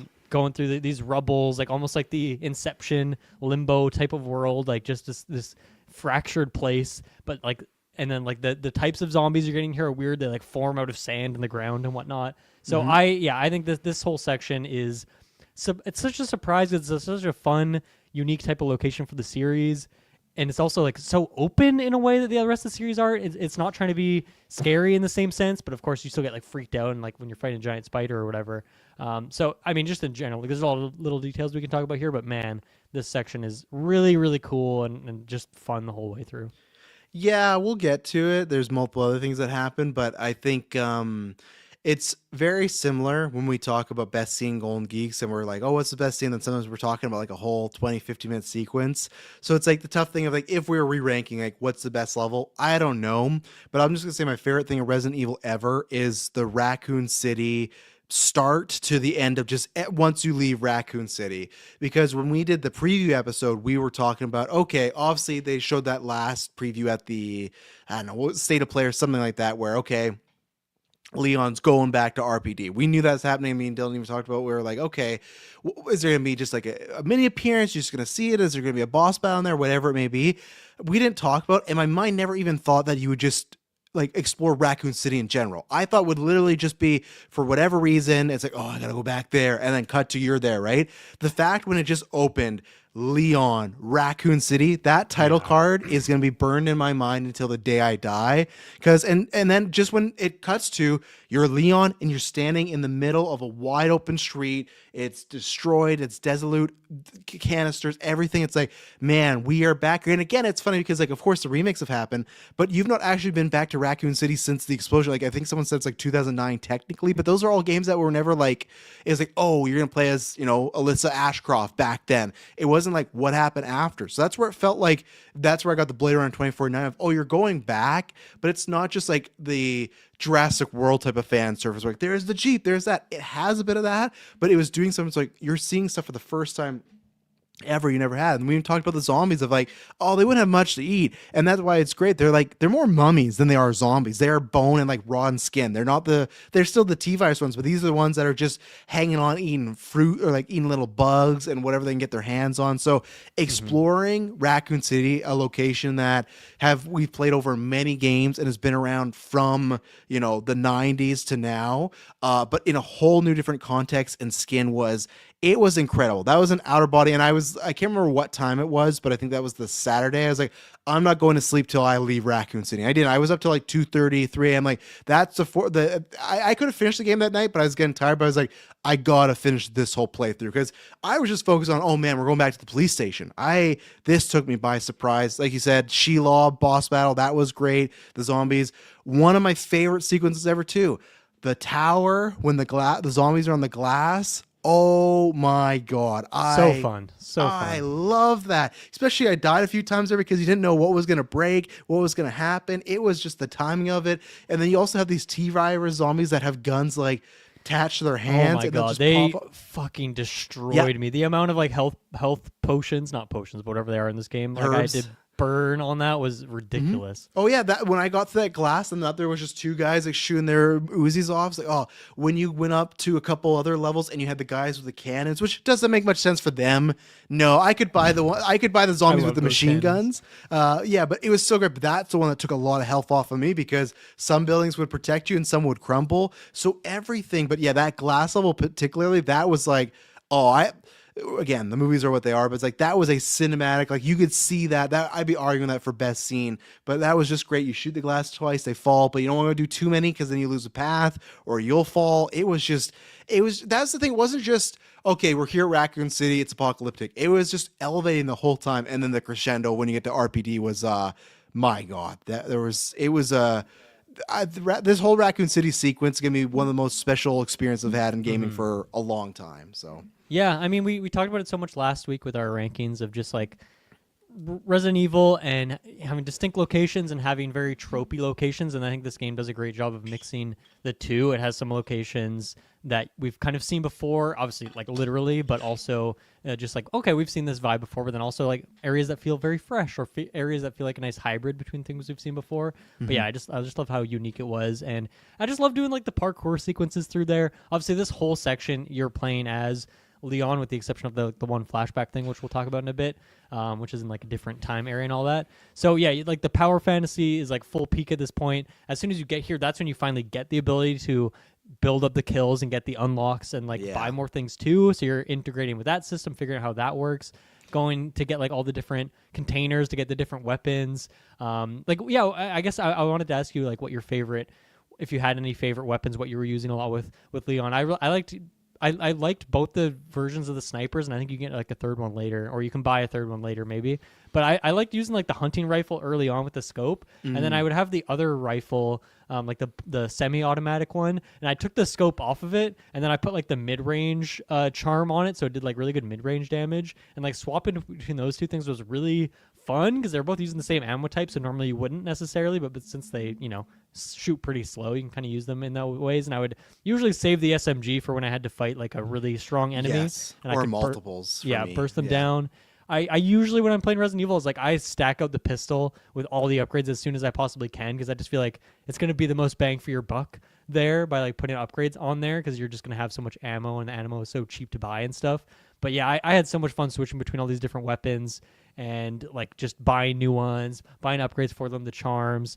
I was always excited to go back, and like I feel like every time I went back, I'd killed enough guys to like buy 3 or 4 things. So it just felt like so perfectly balanced, and not like Resident Evil 6, where it's like, oh, it's gonna take forever to update one thing. You know? I bought like 2 or 3 things in 6, and then I didn't even bother looking anymore. Like this game does not suffer that. Like every upgrade felt pretty meaningful and worth getting. And that's what's cool when you replay it. All the guns and everything you unlocked, you still have to rebuy them, but they're there so you could get whatever you wanted right away. So the top tier sniper rifle. It's funny you mentioned sniper rifle because this is probably the most I've ever used it in a Resident Evil game, other than missions where you have to. Not a big sniper guy for me in Resident Evil games. It's hard. So many enemies just move so freaking fast or move chaotically that it's hard. But in this case, it was like a good way to save ammo by just like, I'm just going to stake out here, get a few headshots, clear out all these enemies before I even have to go in at all. Well, especially with the Raccoon City, like all the building stuff too. Like there would be times where it's like, oh, I got to go over there, and literally there's a bridge, and you could pop a couple off while you're there before you make your attack and everything. So that was great because sometimes there's not too much long range. Like 4 has that, and 6, but even 6, you're sometimes moving so fast, like I don't got time to snipe. But so actually, this is probably the most I've used the sniper rifle in Resident Evil, so that was good. I'm still the classic hatch and shotgun guy. Those are the ones I update right away. I'm using the knife as much as I can. I love Leon with that. I did it a lot in 6, but it's so unnecessary when you do his attack. He'll like spin and then hit you. It's like you could just do that, but I love it. But yeah, the shotgun is always. I love the hatchet. Hatchet's so fun. It's great. Those kills, the lickers where you just hit their hand and like open them up. It's great. So yeah, to me, it's the hatchet and the shotgun. And on the weapon upgrading system, again, it's still video game and out there, but I love the reason it's like, oh, they left this gear behind. So in my mind, I can like make it make sense of, oh, that's how he's updating his weapons. Like, sure, it's the kills for us gamers, but really it's like, in mind canon, oh, he's just finding new stuff that those people left behind, right? Because they kind of they go into that, oh, Raccoon City was bombed, but they find out it wasn't. They told the public they bombed it for the zombies, which was part of the reason, but part of the other reason they bombed it is to make it like a no-flight zone so they could have a lab. There is 2 underground labs in this game, of course, but they could make a lab arc that no one would go there because they think, oh, it's nuclear zombies. You wouldn't go there, so that's how they could operate in the shadows. And that's what I want to say before I forgot was, up until this point, I was very happy with the Leon missions, but because you could cruise through them so easily, like you said, which was still fun for me, but they would go by so quick, I was still happy Leon was back, but it's like, oh, if the whole game is like this where, let's say it's like 75% Grace and then 25% Leon, it's nice to see him, but it just feels like it's an extension of what they did with Chris and 8, right? Where it's like, okay, instead of one mission, we'll sprinkle Leon throughout. So as a big Leon fan, I was like, you know what? I'm enjoying his back, but it's just going to always make me wanting more, and that's going to make me look back on this game a little bit of like, oh, I'm happy he got back, but it just was like a sprinkle. Raccoon City, that took it all away, because then I was like, okay, even if it was one big mission and that was it, that was fine, because it felt like, okay, for this chunk, I really get to be on, I get to be Leon Scott Kennedy again. I get to, because it just felt like little appetizer courses before. So that was a critique of mine. But then we got to Raccoon City, all gone, because I didn't know, okay, the reason you're playing as Grace so much is she's going to disappear for a little bit and you're just Leon. And that, absolutely loved that. So, yeah. Could not agree more. I at one point you go out, you see a scene where there was just like 10 like bodies from like some SWAT officers or whatever. And then Leon like does a very goofy classic Resident Evil like tech thing where he like plugs in one of their cams into like his iPhone, and then he can just like watch this thing. It reminded me of like what is that like Logan? Logan with all the expositions on the Lord's mums. Yes. Well, you get Who is this guy, Sherry? You get this scene of Zeno or Wesker, whatever it is, did like just murking these guys in a very I'm going to compare it to another game, but I don't want to spoil that game. But man, it was a crazy scene. And I think it was things like that made me really want to see that fight, because like this guy's way too powerful. I don't know how I'm going to be able to kill him, but I know I'm going to be able to kill him sometime. And then the reality is I didn't. But to your point, it's probably like a tease, a setup for a future game here. But that scene was like, that was devastating. It was like, not that I cared about these people personally. I didn't know who they were necessarily, but it was just a crazy scene to see this whole like highly trained military team just get absolutely destroyed in like 30 seconds flat. So that was really cool. And then like I guess once you do that outer sequence, you get a fun bike sequence where you're going around this highway. Oh my god! A bunch of beasts coming in. This is where I actually get to like fight Victor a little bit in like a different way. I think for the first time, where you get to like gut him down. It's great. It's a goofy sequence, but it's really fun. This is the most Res 6. That is the Res 6. When you're driving up the building with the bike, that was insane. That was ridiculous in the best way. I'm like, you don't know what's on the other side of this, Leon. You could just kill yourself right here. But that's where I was like, hey, if you like Res 6 and you love those big sequences, like that's where it's like, hey, this one's for you. This moment, it's crazy, doesn't make sense, but Leon's gonna drive a bike up this building, and it's just gonna be cool. It's like, hey, let's do it. Yeah, and then on our predictions last week, we were talking about like, well, we knew that we are going to go back to the police department. How much time are we going to spend there? I think it's ultimately like 40 minutes, maybe all in all, which is I think I predicted like an hour or two, something like that. So a little bit less than I was expecting. It's not really a sequence where you're going around unlocking a bunch of doors again, like, but it is fun to just go through there and be like, oh yeah, I remember this room. This is where I get all the upgrades. But now it's just like caved in, and so you get like a little bit of that. You get to like you have to go get the jack, which you previously would use to move the bookshelves in the library, and now you're using them to like lift the gates to get to the east and west wing respectively. And then of course bringing back Tyrant or Mr. X as a really fun sequence as he's chasing you through the police department, and just it's already a crumbled building, but he's destroying more of it, and you know, floors are toppling in from on top of each other, and like just another when he like evolves a bit, and then you have to fight with him out in like the back street again. So I thought this was like this was like the perfect amount of nostalgia without it just being like like over the top fan service, where it's not like we spent like hours in here just doing the same thing over again. To me, it was like a really fun, tasteful, like, hey, revisiting this place, revisiting the iconic enemy that makes this location what it is. So to me, it worked. It was like the perfect amount of fan service without being like just too over the top. And ultimately, it is a short sequence, but I don't think, at the end of the day, I don't think I needed it to be any longer. I think it was kind of perfectly done. And it was just really fun to go back there, and just a little bit of reaction he had. A little emotional twinges, remembering the other officer who dies earlier in the game, right? Just little moments like that I thought worked really, really well. And like I don't want to forget it, so maybe you were going there, so I apologize for jumping ahead. But when you leave, either it's in between, when you get to go to the gun store again, which is great because there's some Jill connections there. You go there in 2, you go there in 3. But something I never thought, because it's always stuck with me as like a kid. But when you go out there and you see that door where the dad with his daughter who was turning into the zombie, that's when I was like, again, didn't even think we'd ever go back there. And you actually open the door, and it's nothing crazy, right? It's not like she's still there. It's just their bones and the note and everything. But it's just like, oh, and that's like heartbreaking, because that reminds Leon of, like, he says like, I'm sorry I couldn't save you, and that's like they don't just use like, oh, you remember this shack? It was like, it's a moment for Leon to reflect of. That's why the whole thing with the Grace is like, I gotta save this one. You're in this location again. But yeah, the Raccoon City. I feel like we've seen this in so much TV show, games, movies. Going back to an iconic location, I feel like you got to handle it the perfect way. And I think, like you said, I think we handled it, or they were there for the perfect amount. Last week we were like, oh, will you do a boss battle there? Will you just walk by? Will it be a whole mission? I feel like it was kind of a combo of all those, but in the right way. Like Mr. X being back is like, okay, it's not a boss battle, but in a sense it feels like that, right? You're getting just visuals of like, I'm a sucker for that. Seeing all that stuff, but then it's crumbled. Like you said, getting the moments, the flashbacks. Shout out to, I don't know because I don't want to butcher the name, but the person that did the soundtrack. I've been listening to it all week. It's great. but the track is Memories, where they're using the RPD main hall theme, but it's like updated. That thing it's gonna be on my wrap next year, Dylan. It's been on repeat the past 48 hours.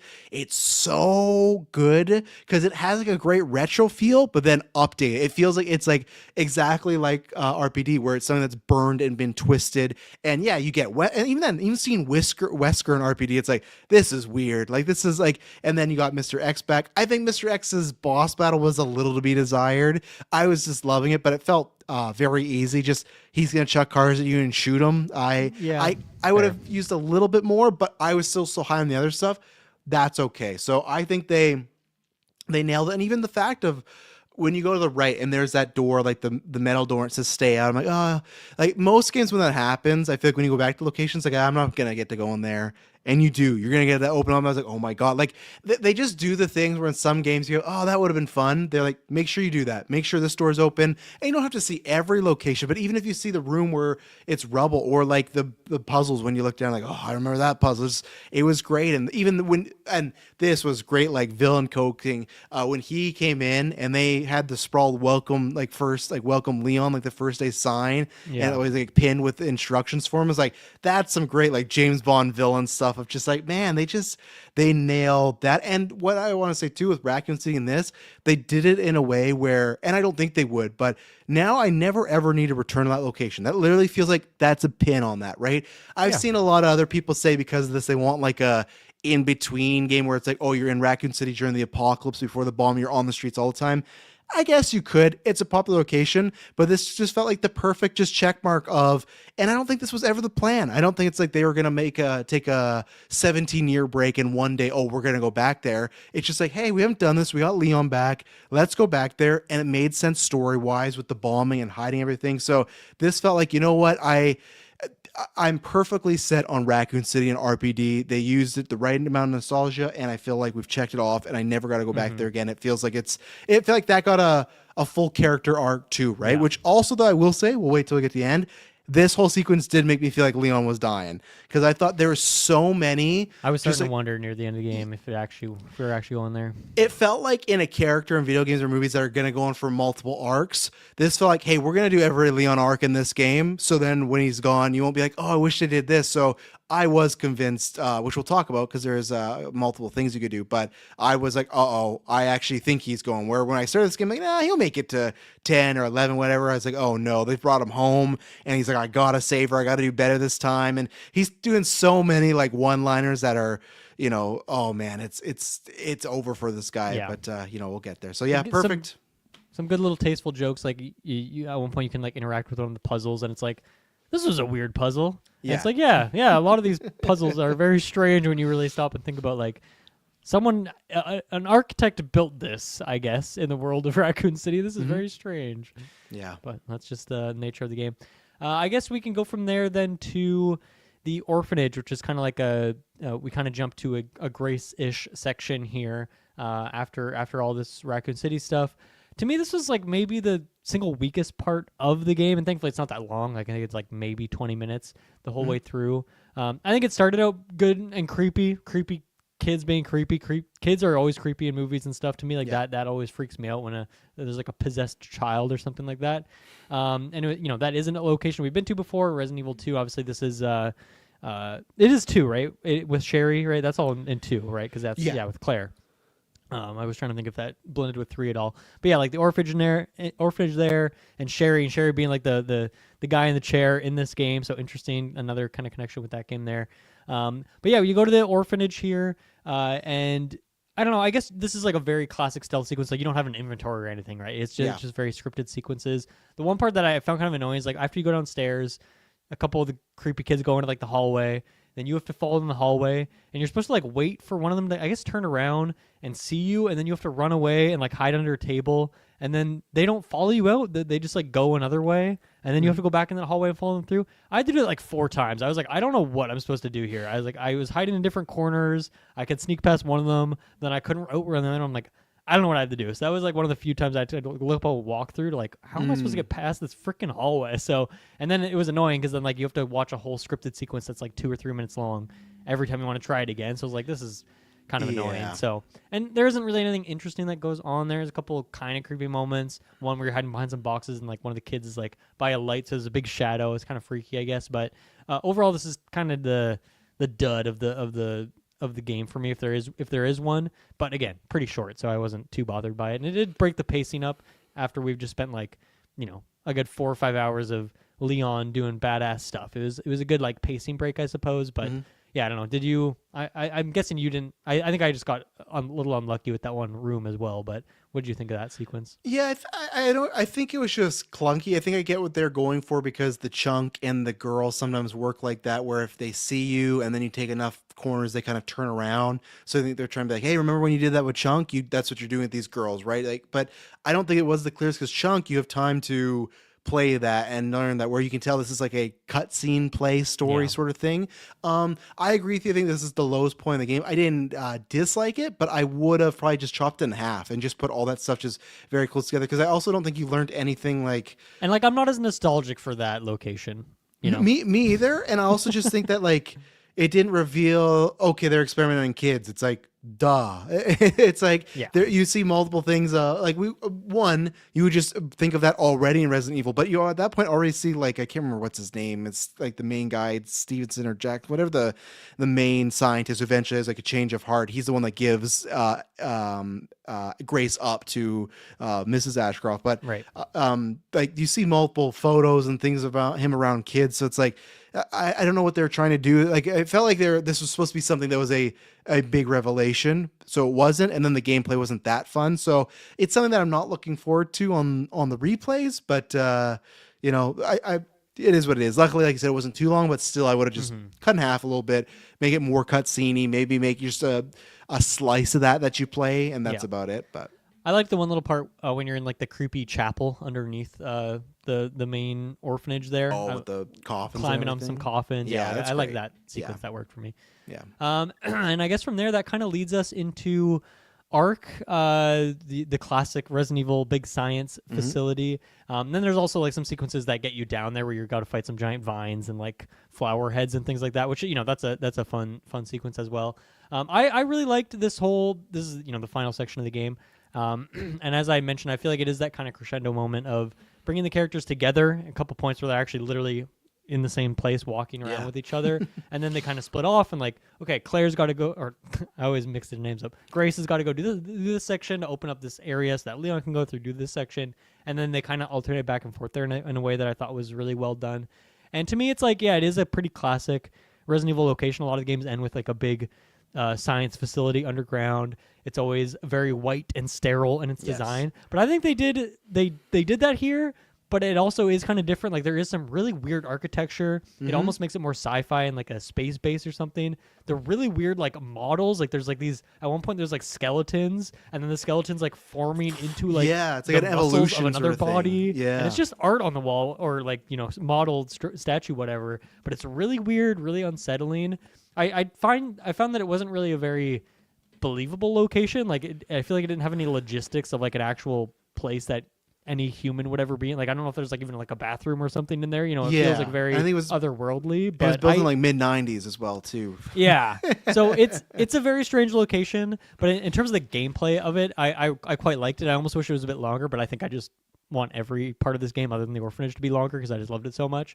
But I was actually I wasn't annoyed when we went back to another science base at the end, because to me it was different. You get the good gameplay sequences again, more Grace freaky first person stuff, and then some Leon doing some crazy action stuff. And so to me, I thought this is a really great final section. Like, I feel like you always want the final section of Resident Evil game to not be too long, right? At this point, it's like, I just want to get to the end at this point in a good way, right? Like, the story is built up to this moment. Let's have one last fun sequence where you got to unlock a couple doors. And so, I think, I guess I was just so powerful with Leon too. I wanted like a couple more combat arenas where I could just pop off with all my items. Because by like when I was rolled credits, I had so much ammo in my pocket too. I'm like, I want to spend this on people. I want to put this into bodies. Even after the boss fight, I still had like clips and clips to spare. So I really like this sequence. Well, and then even then, it's like obviously the remake happened, but in 2026, it's like, oh, you're getting You're getting Mr. X back, and you're seeing that. I'm just like sitting there like, oh, this is amazing. And then you even get the crescendo of, I can't remember what their technical name is, but the guys that have the big brains we talked about last week. The they're Lickers, on yeah. The Lickers, okay. Which yeah, I had thank in my you. top 5 enemies. Yeah. Fun to see them come back. I think they're always a good time. Yeah, and it's great because like Mr. X will work here, so it's like, okay, so the third act, we're gonna again go back to some classic Resident Evil stuff, right? And it's gonna be here. So I agree with you where it was funny because you had to get to the plane, there was an underground research lab, and then here, which that one was great because that has like the room where the blood explodes. We forgot to talk about that, and Grace is like you said, or we talked about the the self-destruct base, like with the yeah, helicopter. that was gross and great, and that was a fun time. This did feel different, and I think I'm going to talk about when we get to the very end of it, because I feel like because technically it's Arc, and it's run by a different group. It's not Umbrella. It's like an adjacent Umbrella thing, so we will get there. But yeah, I think that was a good thing where it was... It felt very similar to some of the bases you would find like in Horizon with Aloy when it's like, oh, this was in the future and it shut down. Like, again, this is supposed to be built in the 90s. It bombs, they come back. So I guess you could say that they're adding tech there. But this felt like the research labs always feel like you said white, sterile, scientific. But this felt like, oh, this is like 50 to 60 years in the future type of lab. It feels more sci-fi than it does like scientific. So yeah, like that, like the enemy titles. I love making that acid and throwing that. That was great. That was so satisfying to have like a one-hit kill on the Lickers. It's like, yeah, I hate you and I can just burn you. And I thought that was great. The sequences in the room there, all the looks of it. So, and yeah, even the final boss battle, very feeling like, and well, duh, but like they do that, right? That is their last crescendo of, he goes, oh no, it's a nemesis. So again, it's like, well, we're going to go back to 3 as well. And that felt very much like when you are Jill, and you got that one of my favorite boss battles when you got the big laser. You don't get the big laser, but you're just shooting a bunch of eyes. That's where I used the sniper rifle the most, wasn't that one? Was shooting those eyes, and then it's just ending with you running on this thing and axing it. So again, it's like, hey, if you love your Resident Evil game ending with a thing shifting and mutating to a massive boss battle, you get that moment there. So that was great. Yeah, I mean, and I think it starts well too, where you don't get the acid bottles for a little bit, so you have to go through the facility for a bit with Grace before you have the ability to just take out like the main enemy there. But before that moment, like at this point I had a lot of ammo and I had a lot of like resources and extra scrap in my box and whatnot. So I in theory I could just go. There isn't a ton of zombies, so I could gun them all down. But you can't really, because that's really loud, and then the Lickers will run the room, and then you're effed. So I think they did a good job of like pacing that too. And then like, yeah, it's like, even though we talked about Grace doesn't become like some super agent, you do feel pretty powerful with her at the end of the game, which makes sense. You know, she's learned a lot. She's gotten a bit stronger on this journey, and even just having that one tool in your tool belt, the acid bottles, it makes a huge difference. So I thought that was pretty good. And I will add too, because we haven't talked about it enough, and it's just because, especially my first playthrough, I was so scared to use it. But man, when I get to use the Requiem, I loved that gun. It's so good. It's so great. Again, it's just that thing of like, I conserve those. Like, I'm not using these unless I have to. So I'm hoping in the future I am. I think for Insanity mode, what I'm trying to do right now is trying to do some challenges. There is one there's one bonus you can unlock that's infinite ammo.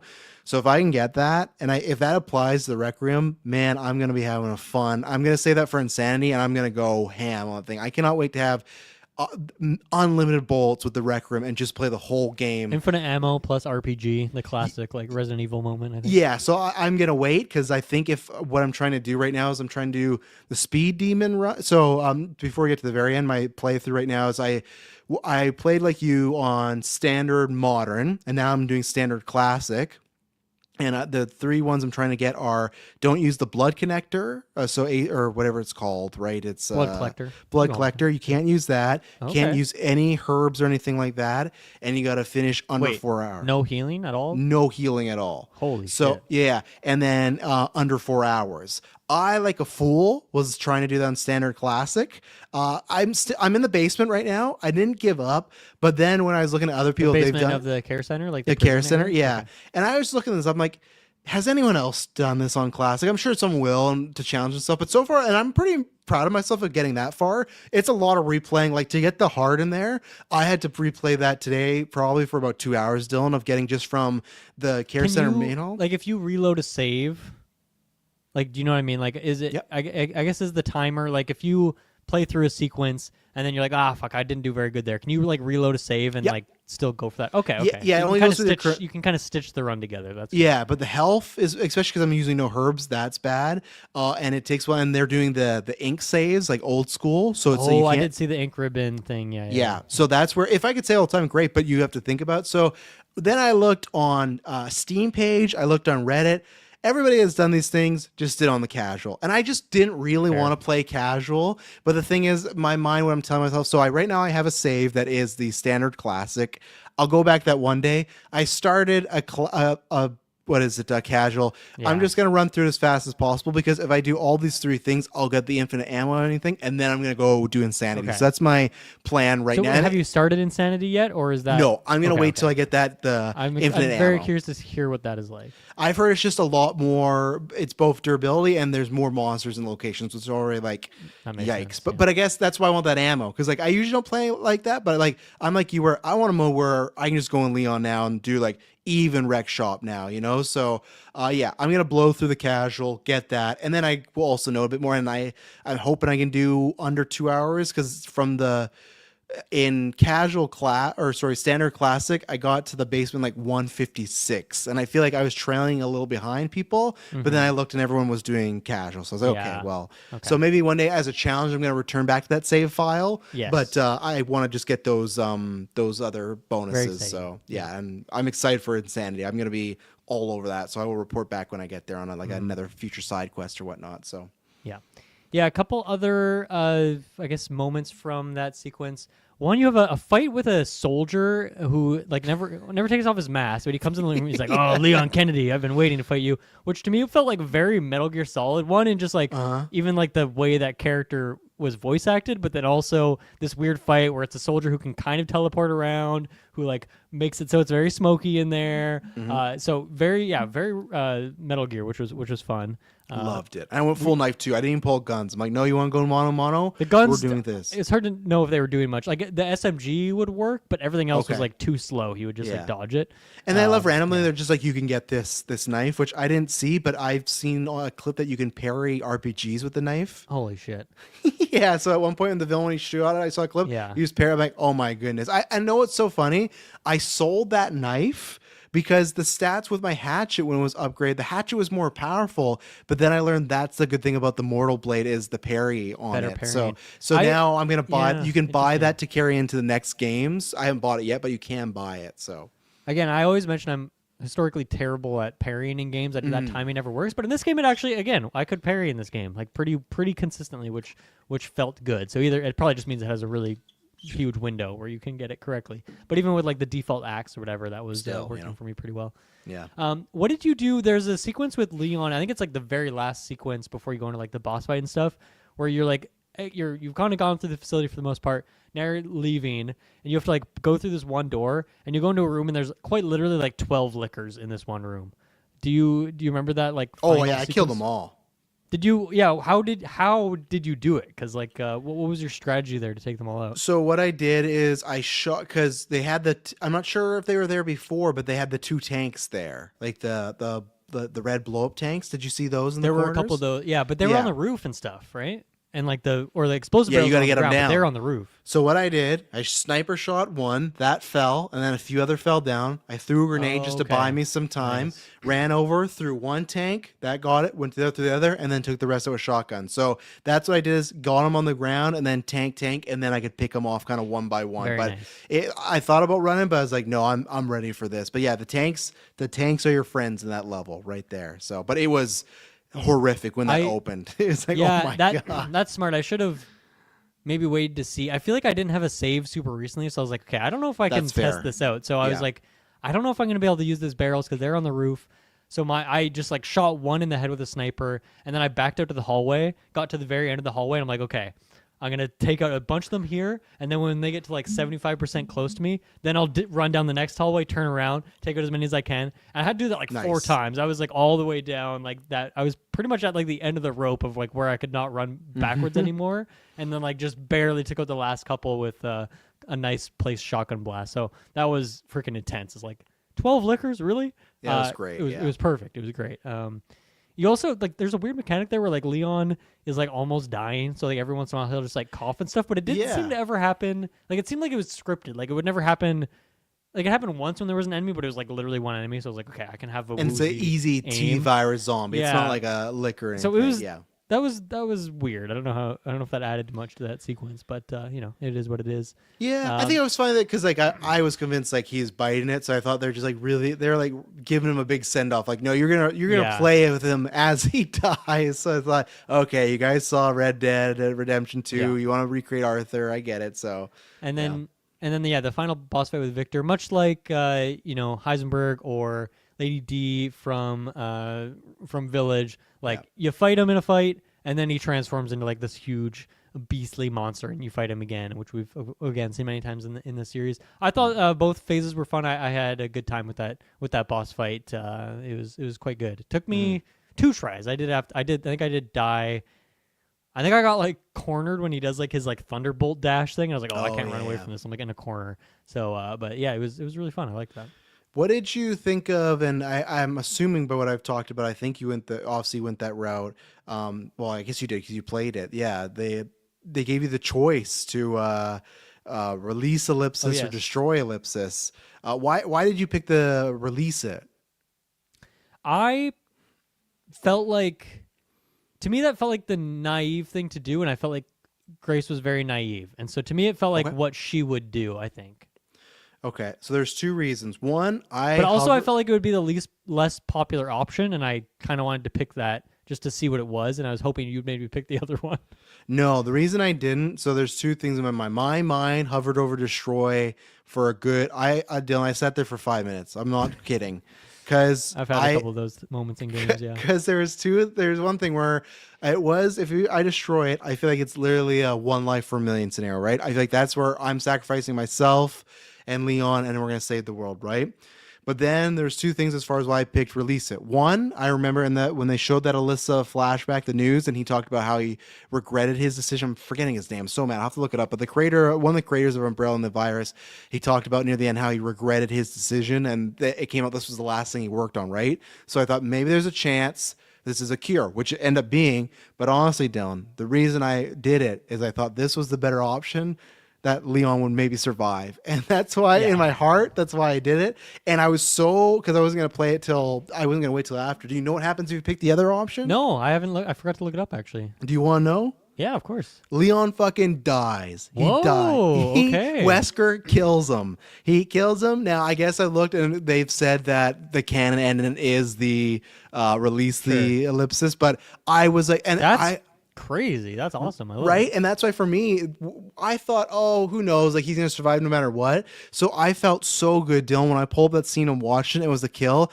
I would have felt destroyed if I played this game for 2 days or whatever and I saw Leon die. I'm so happy. Like the gaming gods were like, no, Travis, like Leon's gonna live in your world.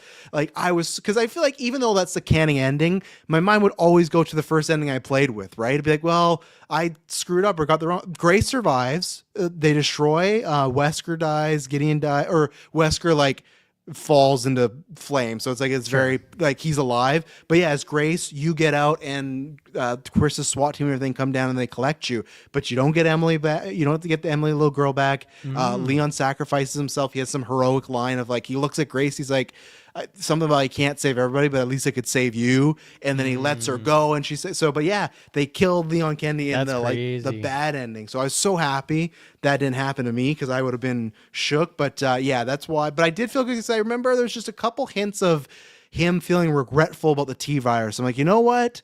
Maybe, just maybe, this is something good. And it was a cure, which I think is going to play into future Resident Evil games because it's I don't think we've ever had that. We've never had the talks of a cure or anything, right? I think Jill has some sort of immunity thing. I saw some people talking about that online, but I don't know I don't know what the origin of it is. At least it's never been a plot point of like I could see a game being like if you play as one of these agents in the future, it's like we're like I could see a thing where you're fighting a zombie and you could hit with the cure and maybe something could happen. Oh yeah, right? I could see you having like a dart gun that has like cure juice in there. And that would make it so much better if like man, do I kill the zombie? Because I know, like, imagine if you're in the care center, right, and you have guns, you could blow past them all, but you know in a couple levels you might be able to get these darts and come back and cure them.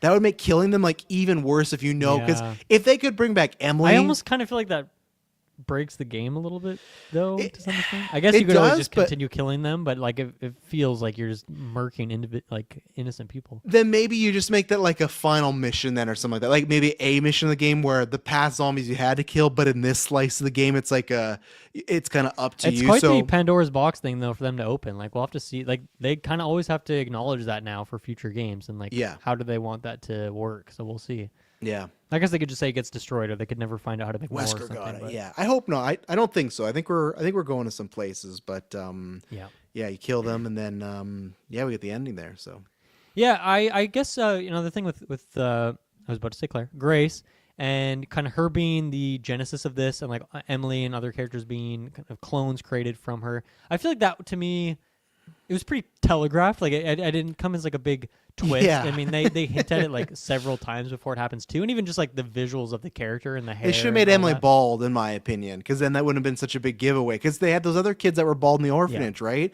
So if she didn't have hair, they have the exact same hairstyle and color. Yeah. Even the girl has her gray hair. So I agree that wasn't a big twist either. But I was like, okay, that's fine. It's you know. I mean, I wasn't pissed about it or anything, but it was just something to note. And then as you mentioned, that ending, Emily does survive in kind of an illogical way, but whatever. Yeah. It's Resident Evil. We'll allow it to happen. So I guess just do you think Grace, is she a protagonist in a future game, or is she a one-off here? Because I could see it either way. I guess I would more predict maybe she was a one-off, or at least she maybe she isn't a protagonist of 10. But I don't know. I could be wrong, I guess.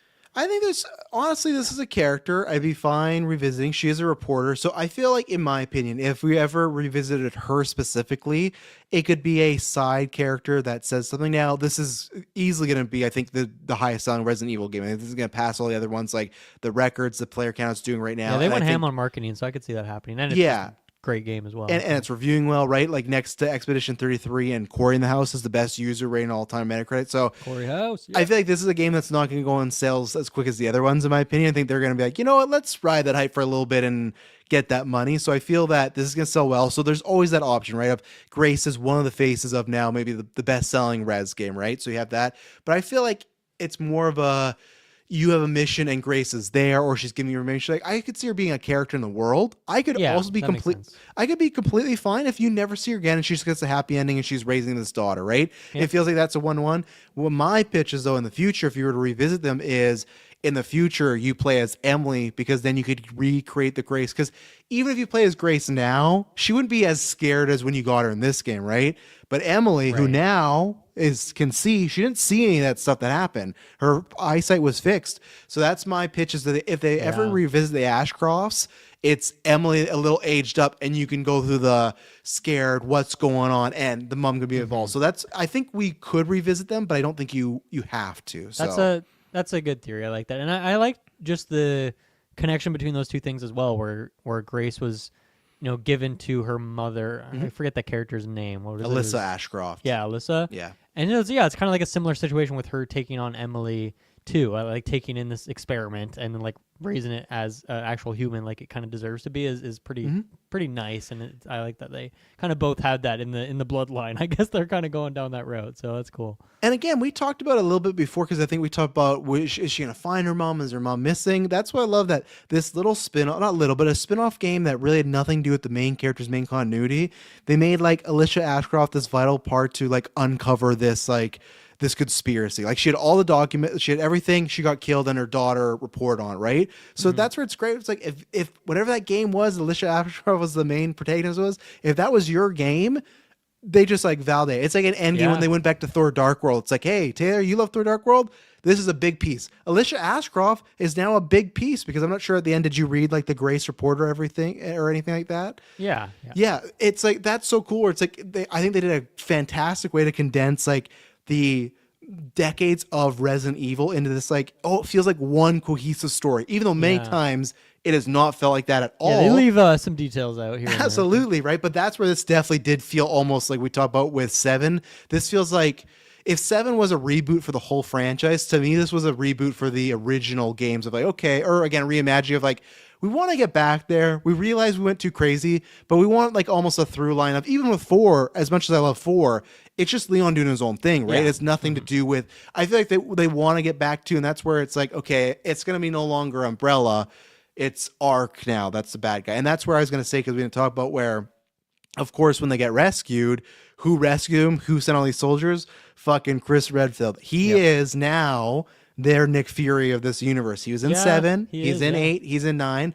I think 10, there's a good chance it's either Jill or Claire. Well, yeah, they're very much teasing a Leon-Chris meeting going on here with the ending. Oh, yeah, absolutely, right? And even with the police station, he found stuff that like, Leon, you find a hat that belongs to Jill. Like, you find, like, or some of her stuff. So I feel like there's a good chance that Jill is the lead of 10, especially if they're, like, it's 10, you tie it to the first game, and I feel like Chris will, whatever.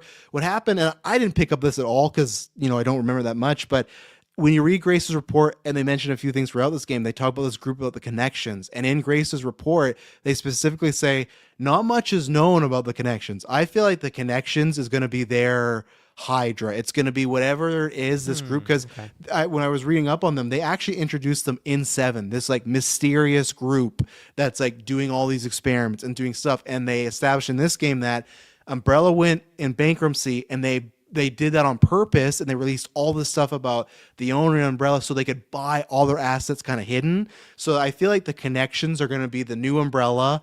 And like I said, we talked about this. I think it's dangerous to do a Resident Evil 6 game where there's like 4 characters, but I think something that I think the connections is like gonna be their Thanos, where it's gonna be about taking down this group, and they are the new, or like you said, maybe they're one game's like you're about to manufacture a cure and the connections stop that. Like this, the connections, they've been mentioned before, but in this game they were heavily alluded to and not much was given. So to me, that's like, oh, it's coming. So I think that's a big bad. I think Chris is going to get all these people together because he's met all these people, right? We talk about like Jill and, you know, Leon haven't met, but Chris has. So I'm really excited what they're cooking, which is crazy because this feels like this would be like the finale for Resident Evil. Like, oh, it might not get any better. And I don't know if it will, but story wise, it feels like, man, I'm ready for Resident Evil 10 like tomorrow. Like what's going to happen now? And I think we got a good team and like message going forward. Like I just feel like it's such a good, they're even tying it to 7. They don't have to, but the same group that was messing around 7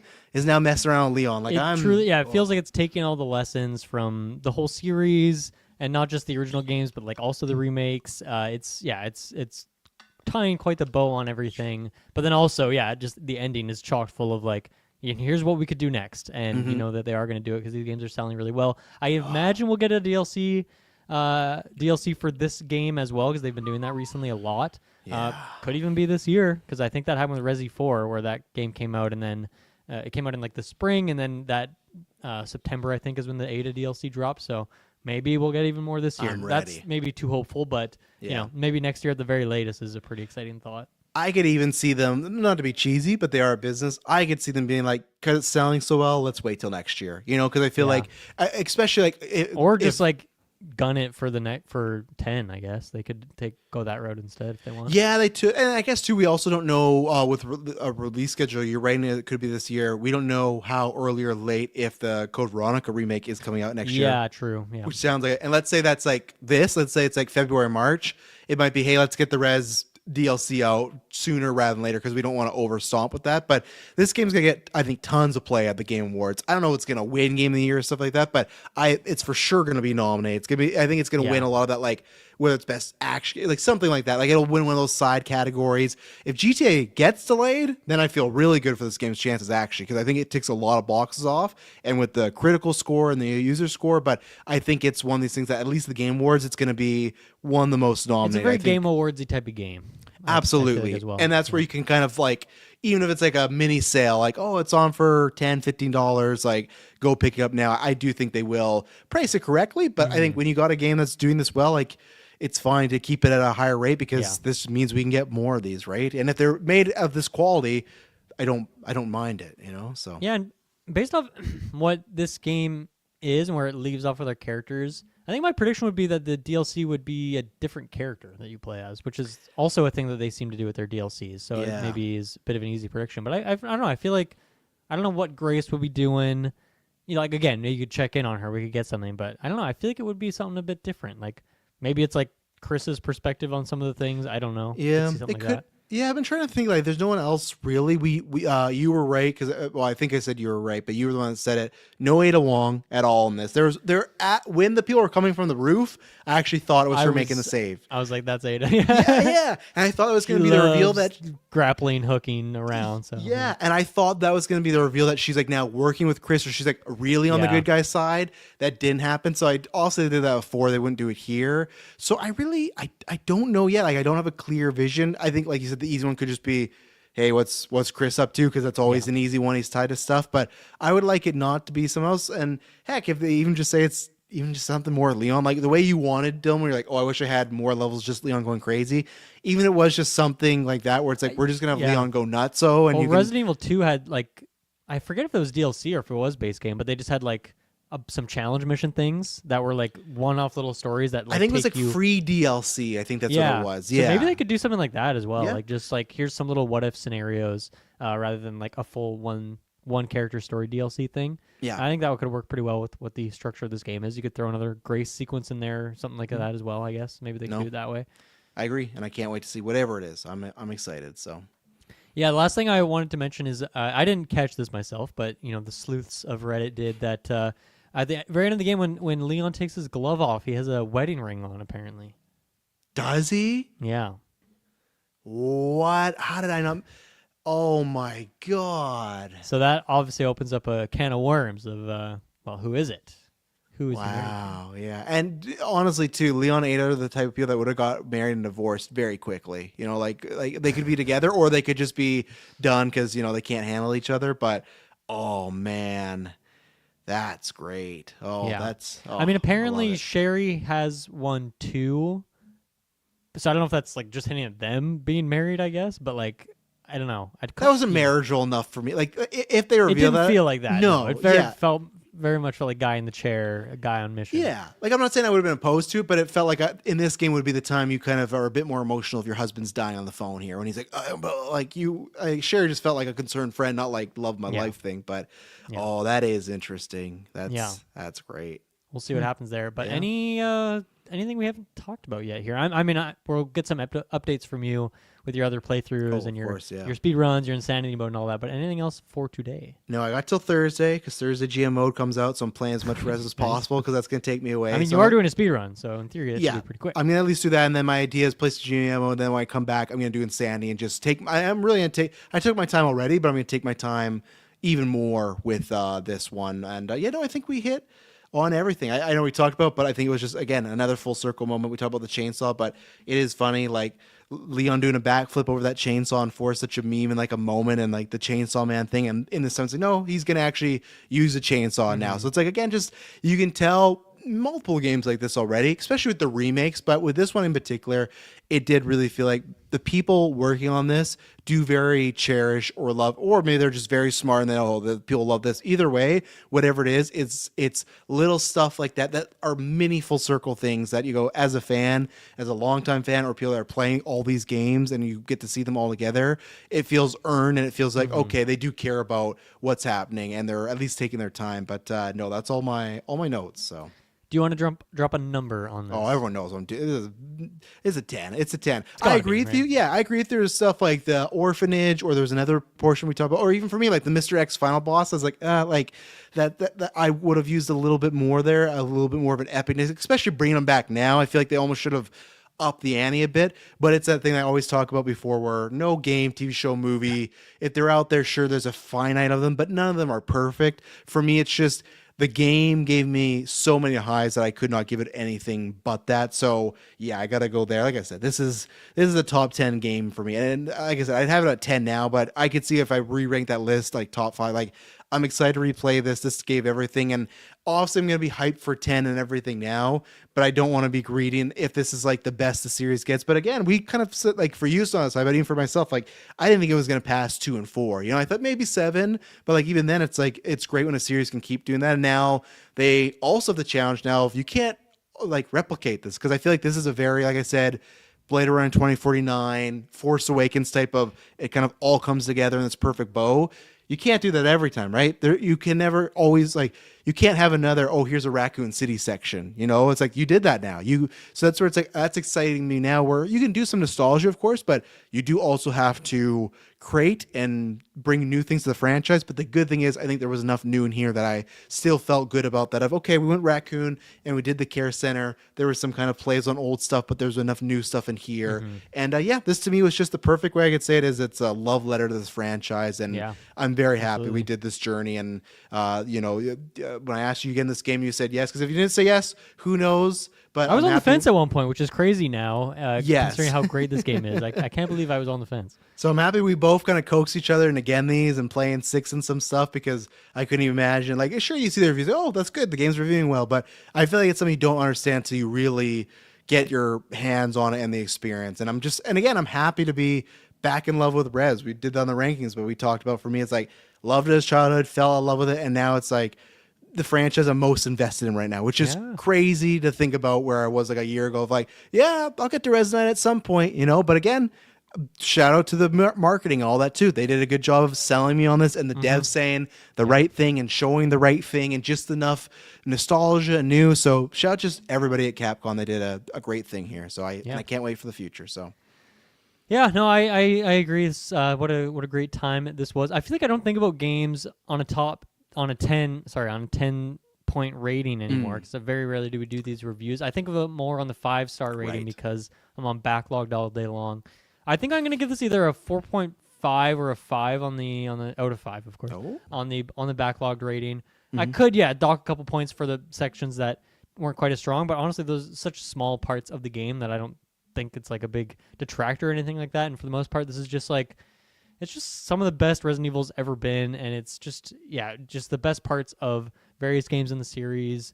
It's a great horror game, it's a great action game, and it's just really fun in the grand scheme of things to now think about what this whole series has been so far. It's quite the gamut of flavors. So I just love that we've got something new and fresh on top of all of that. So overall, this is a really great time, really fun discussion. Travis, I'm excited to hear your thoughts as you play through some of the other stuff, and as we talk about DLCs or anything else down the road, and probably as we buy every Resident Evil day one now, whenever they come out in the future. That'll be fun to just be locked in. As long as you keep this quality up, guys. You start to dip, then games are expensive. When I saw that like almost $100 price tag, I was like, whoa. But then I felt good about it after. But keep them going. You're getting your money's worth of your second playthroughs and things as well. Absolutely, yeah. Thank you, everyone, for listening, and we'll see you again next week. Have a good one. Bye-bye.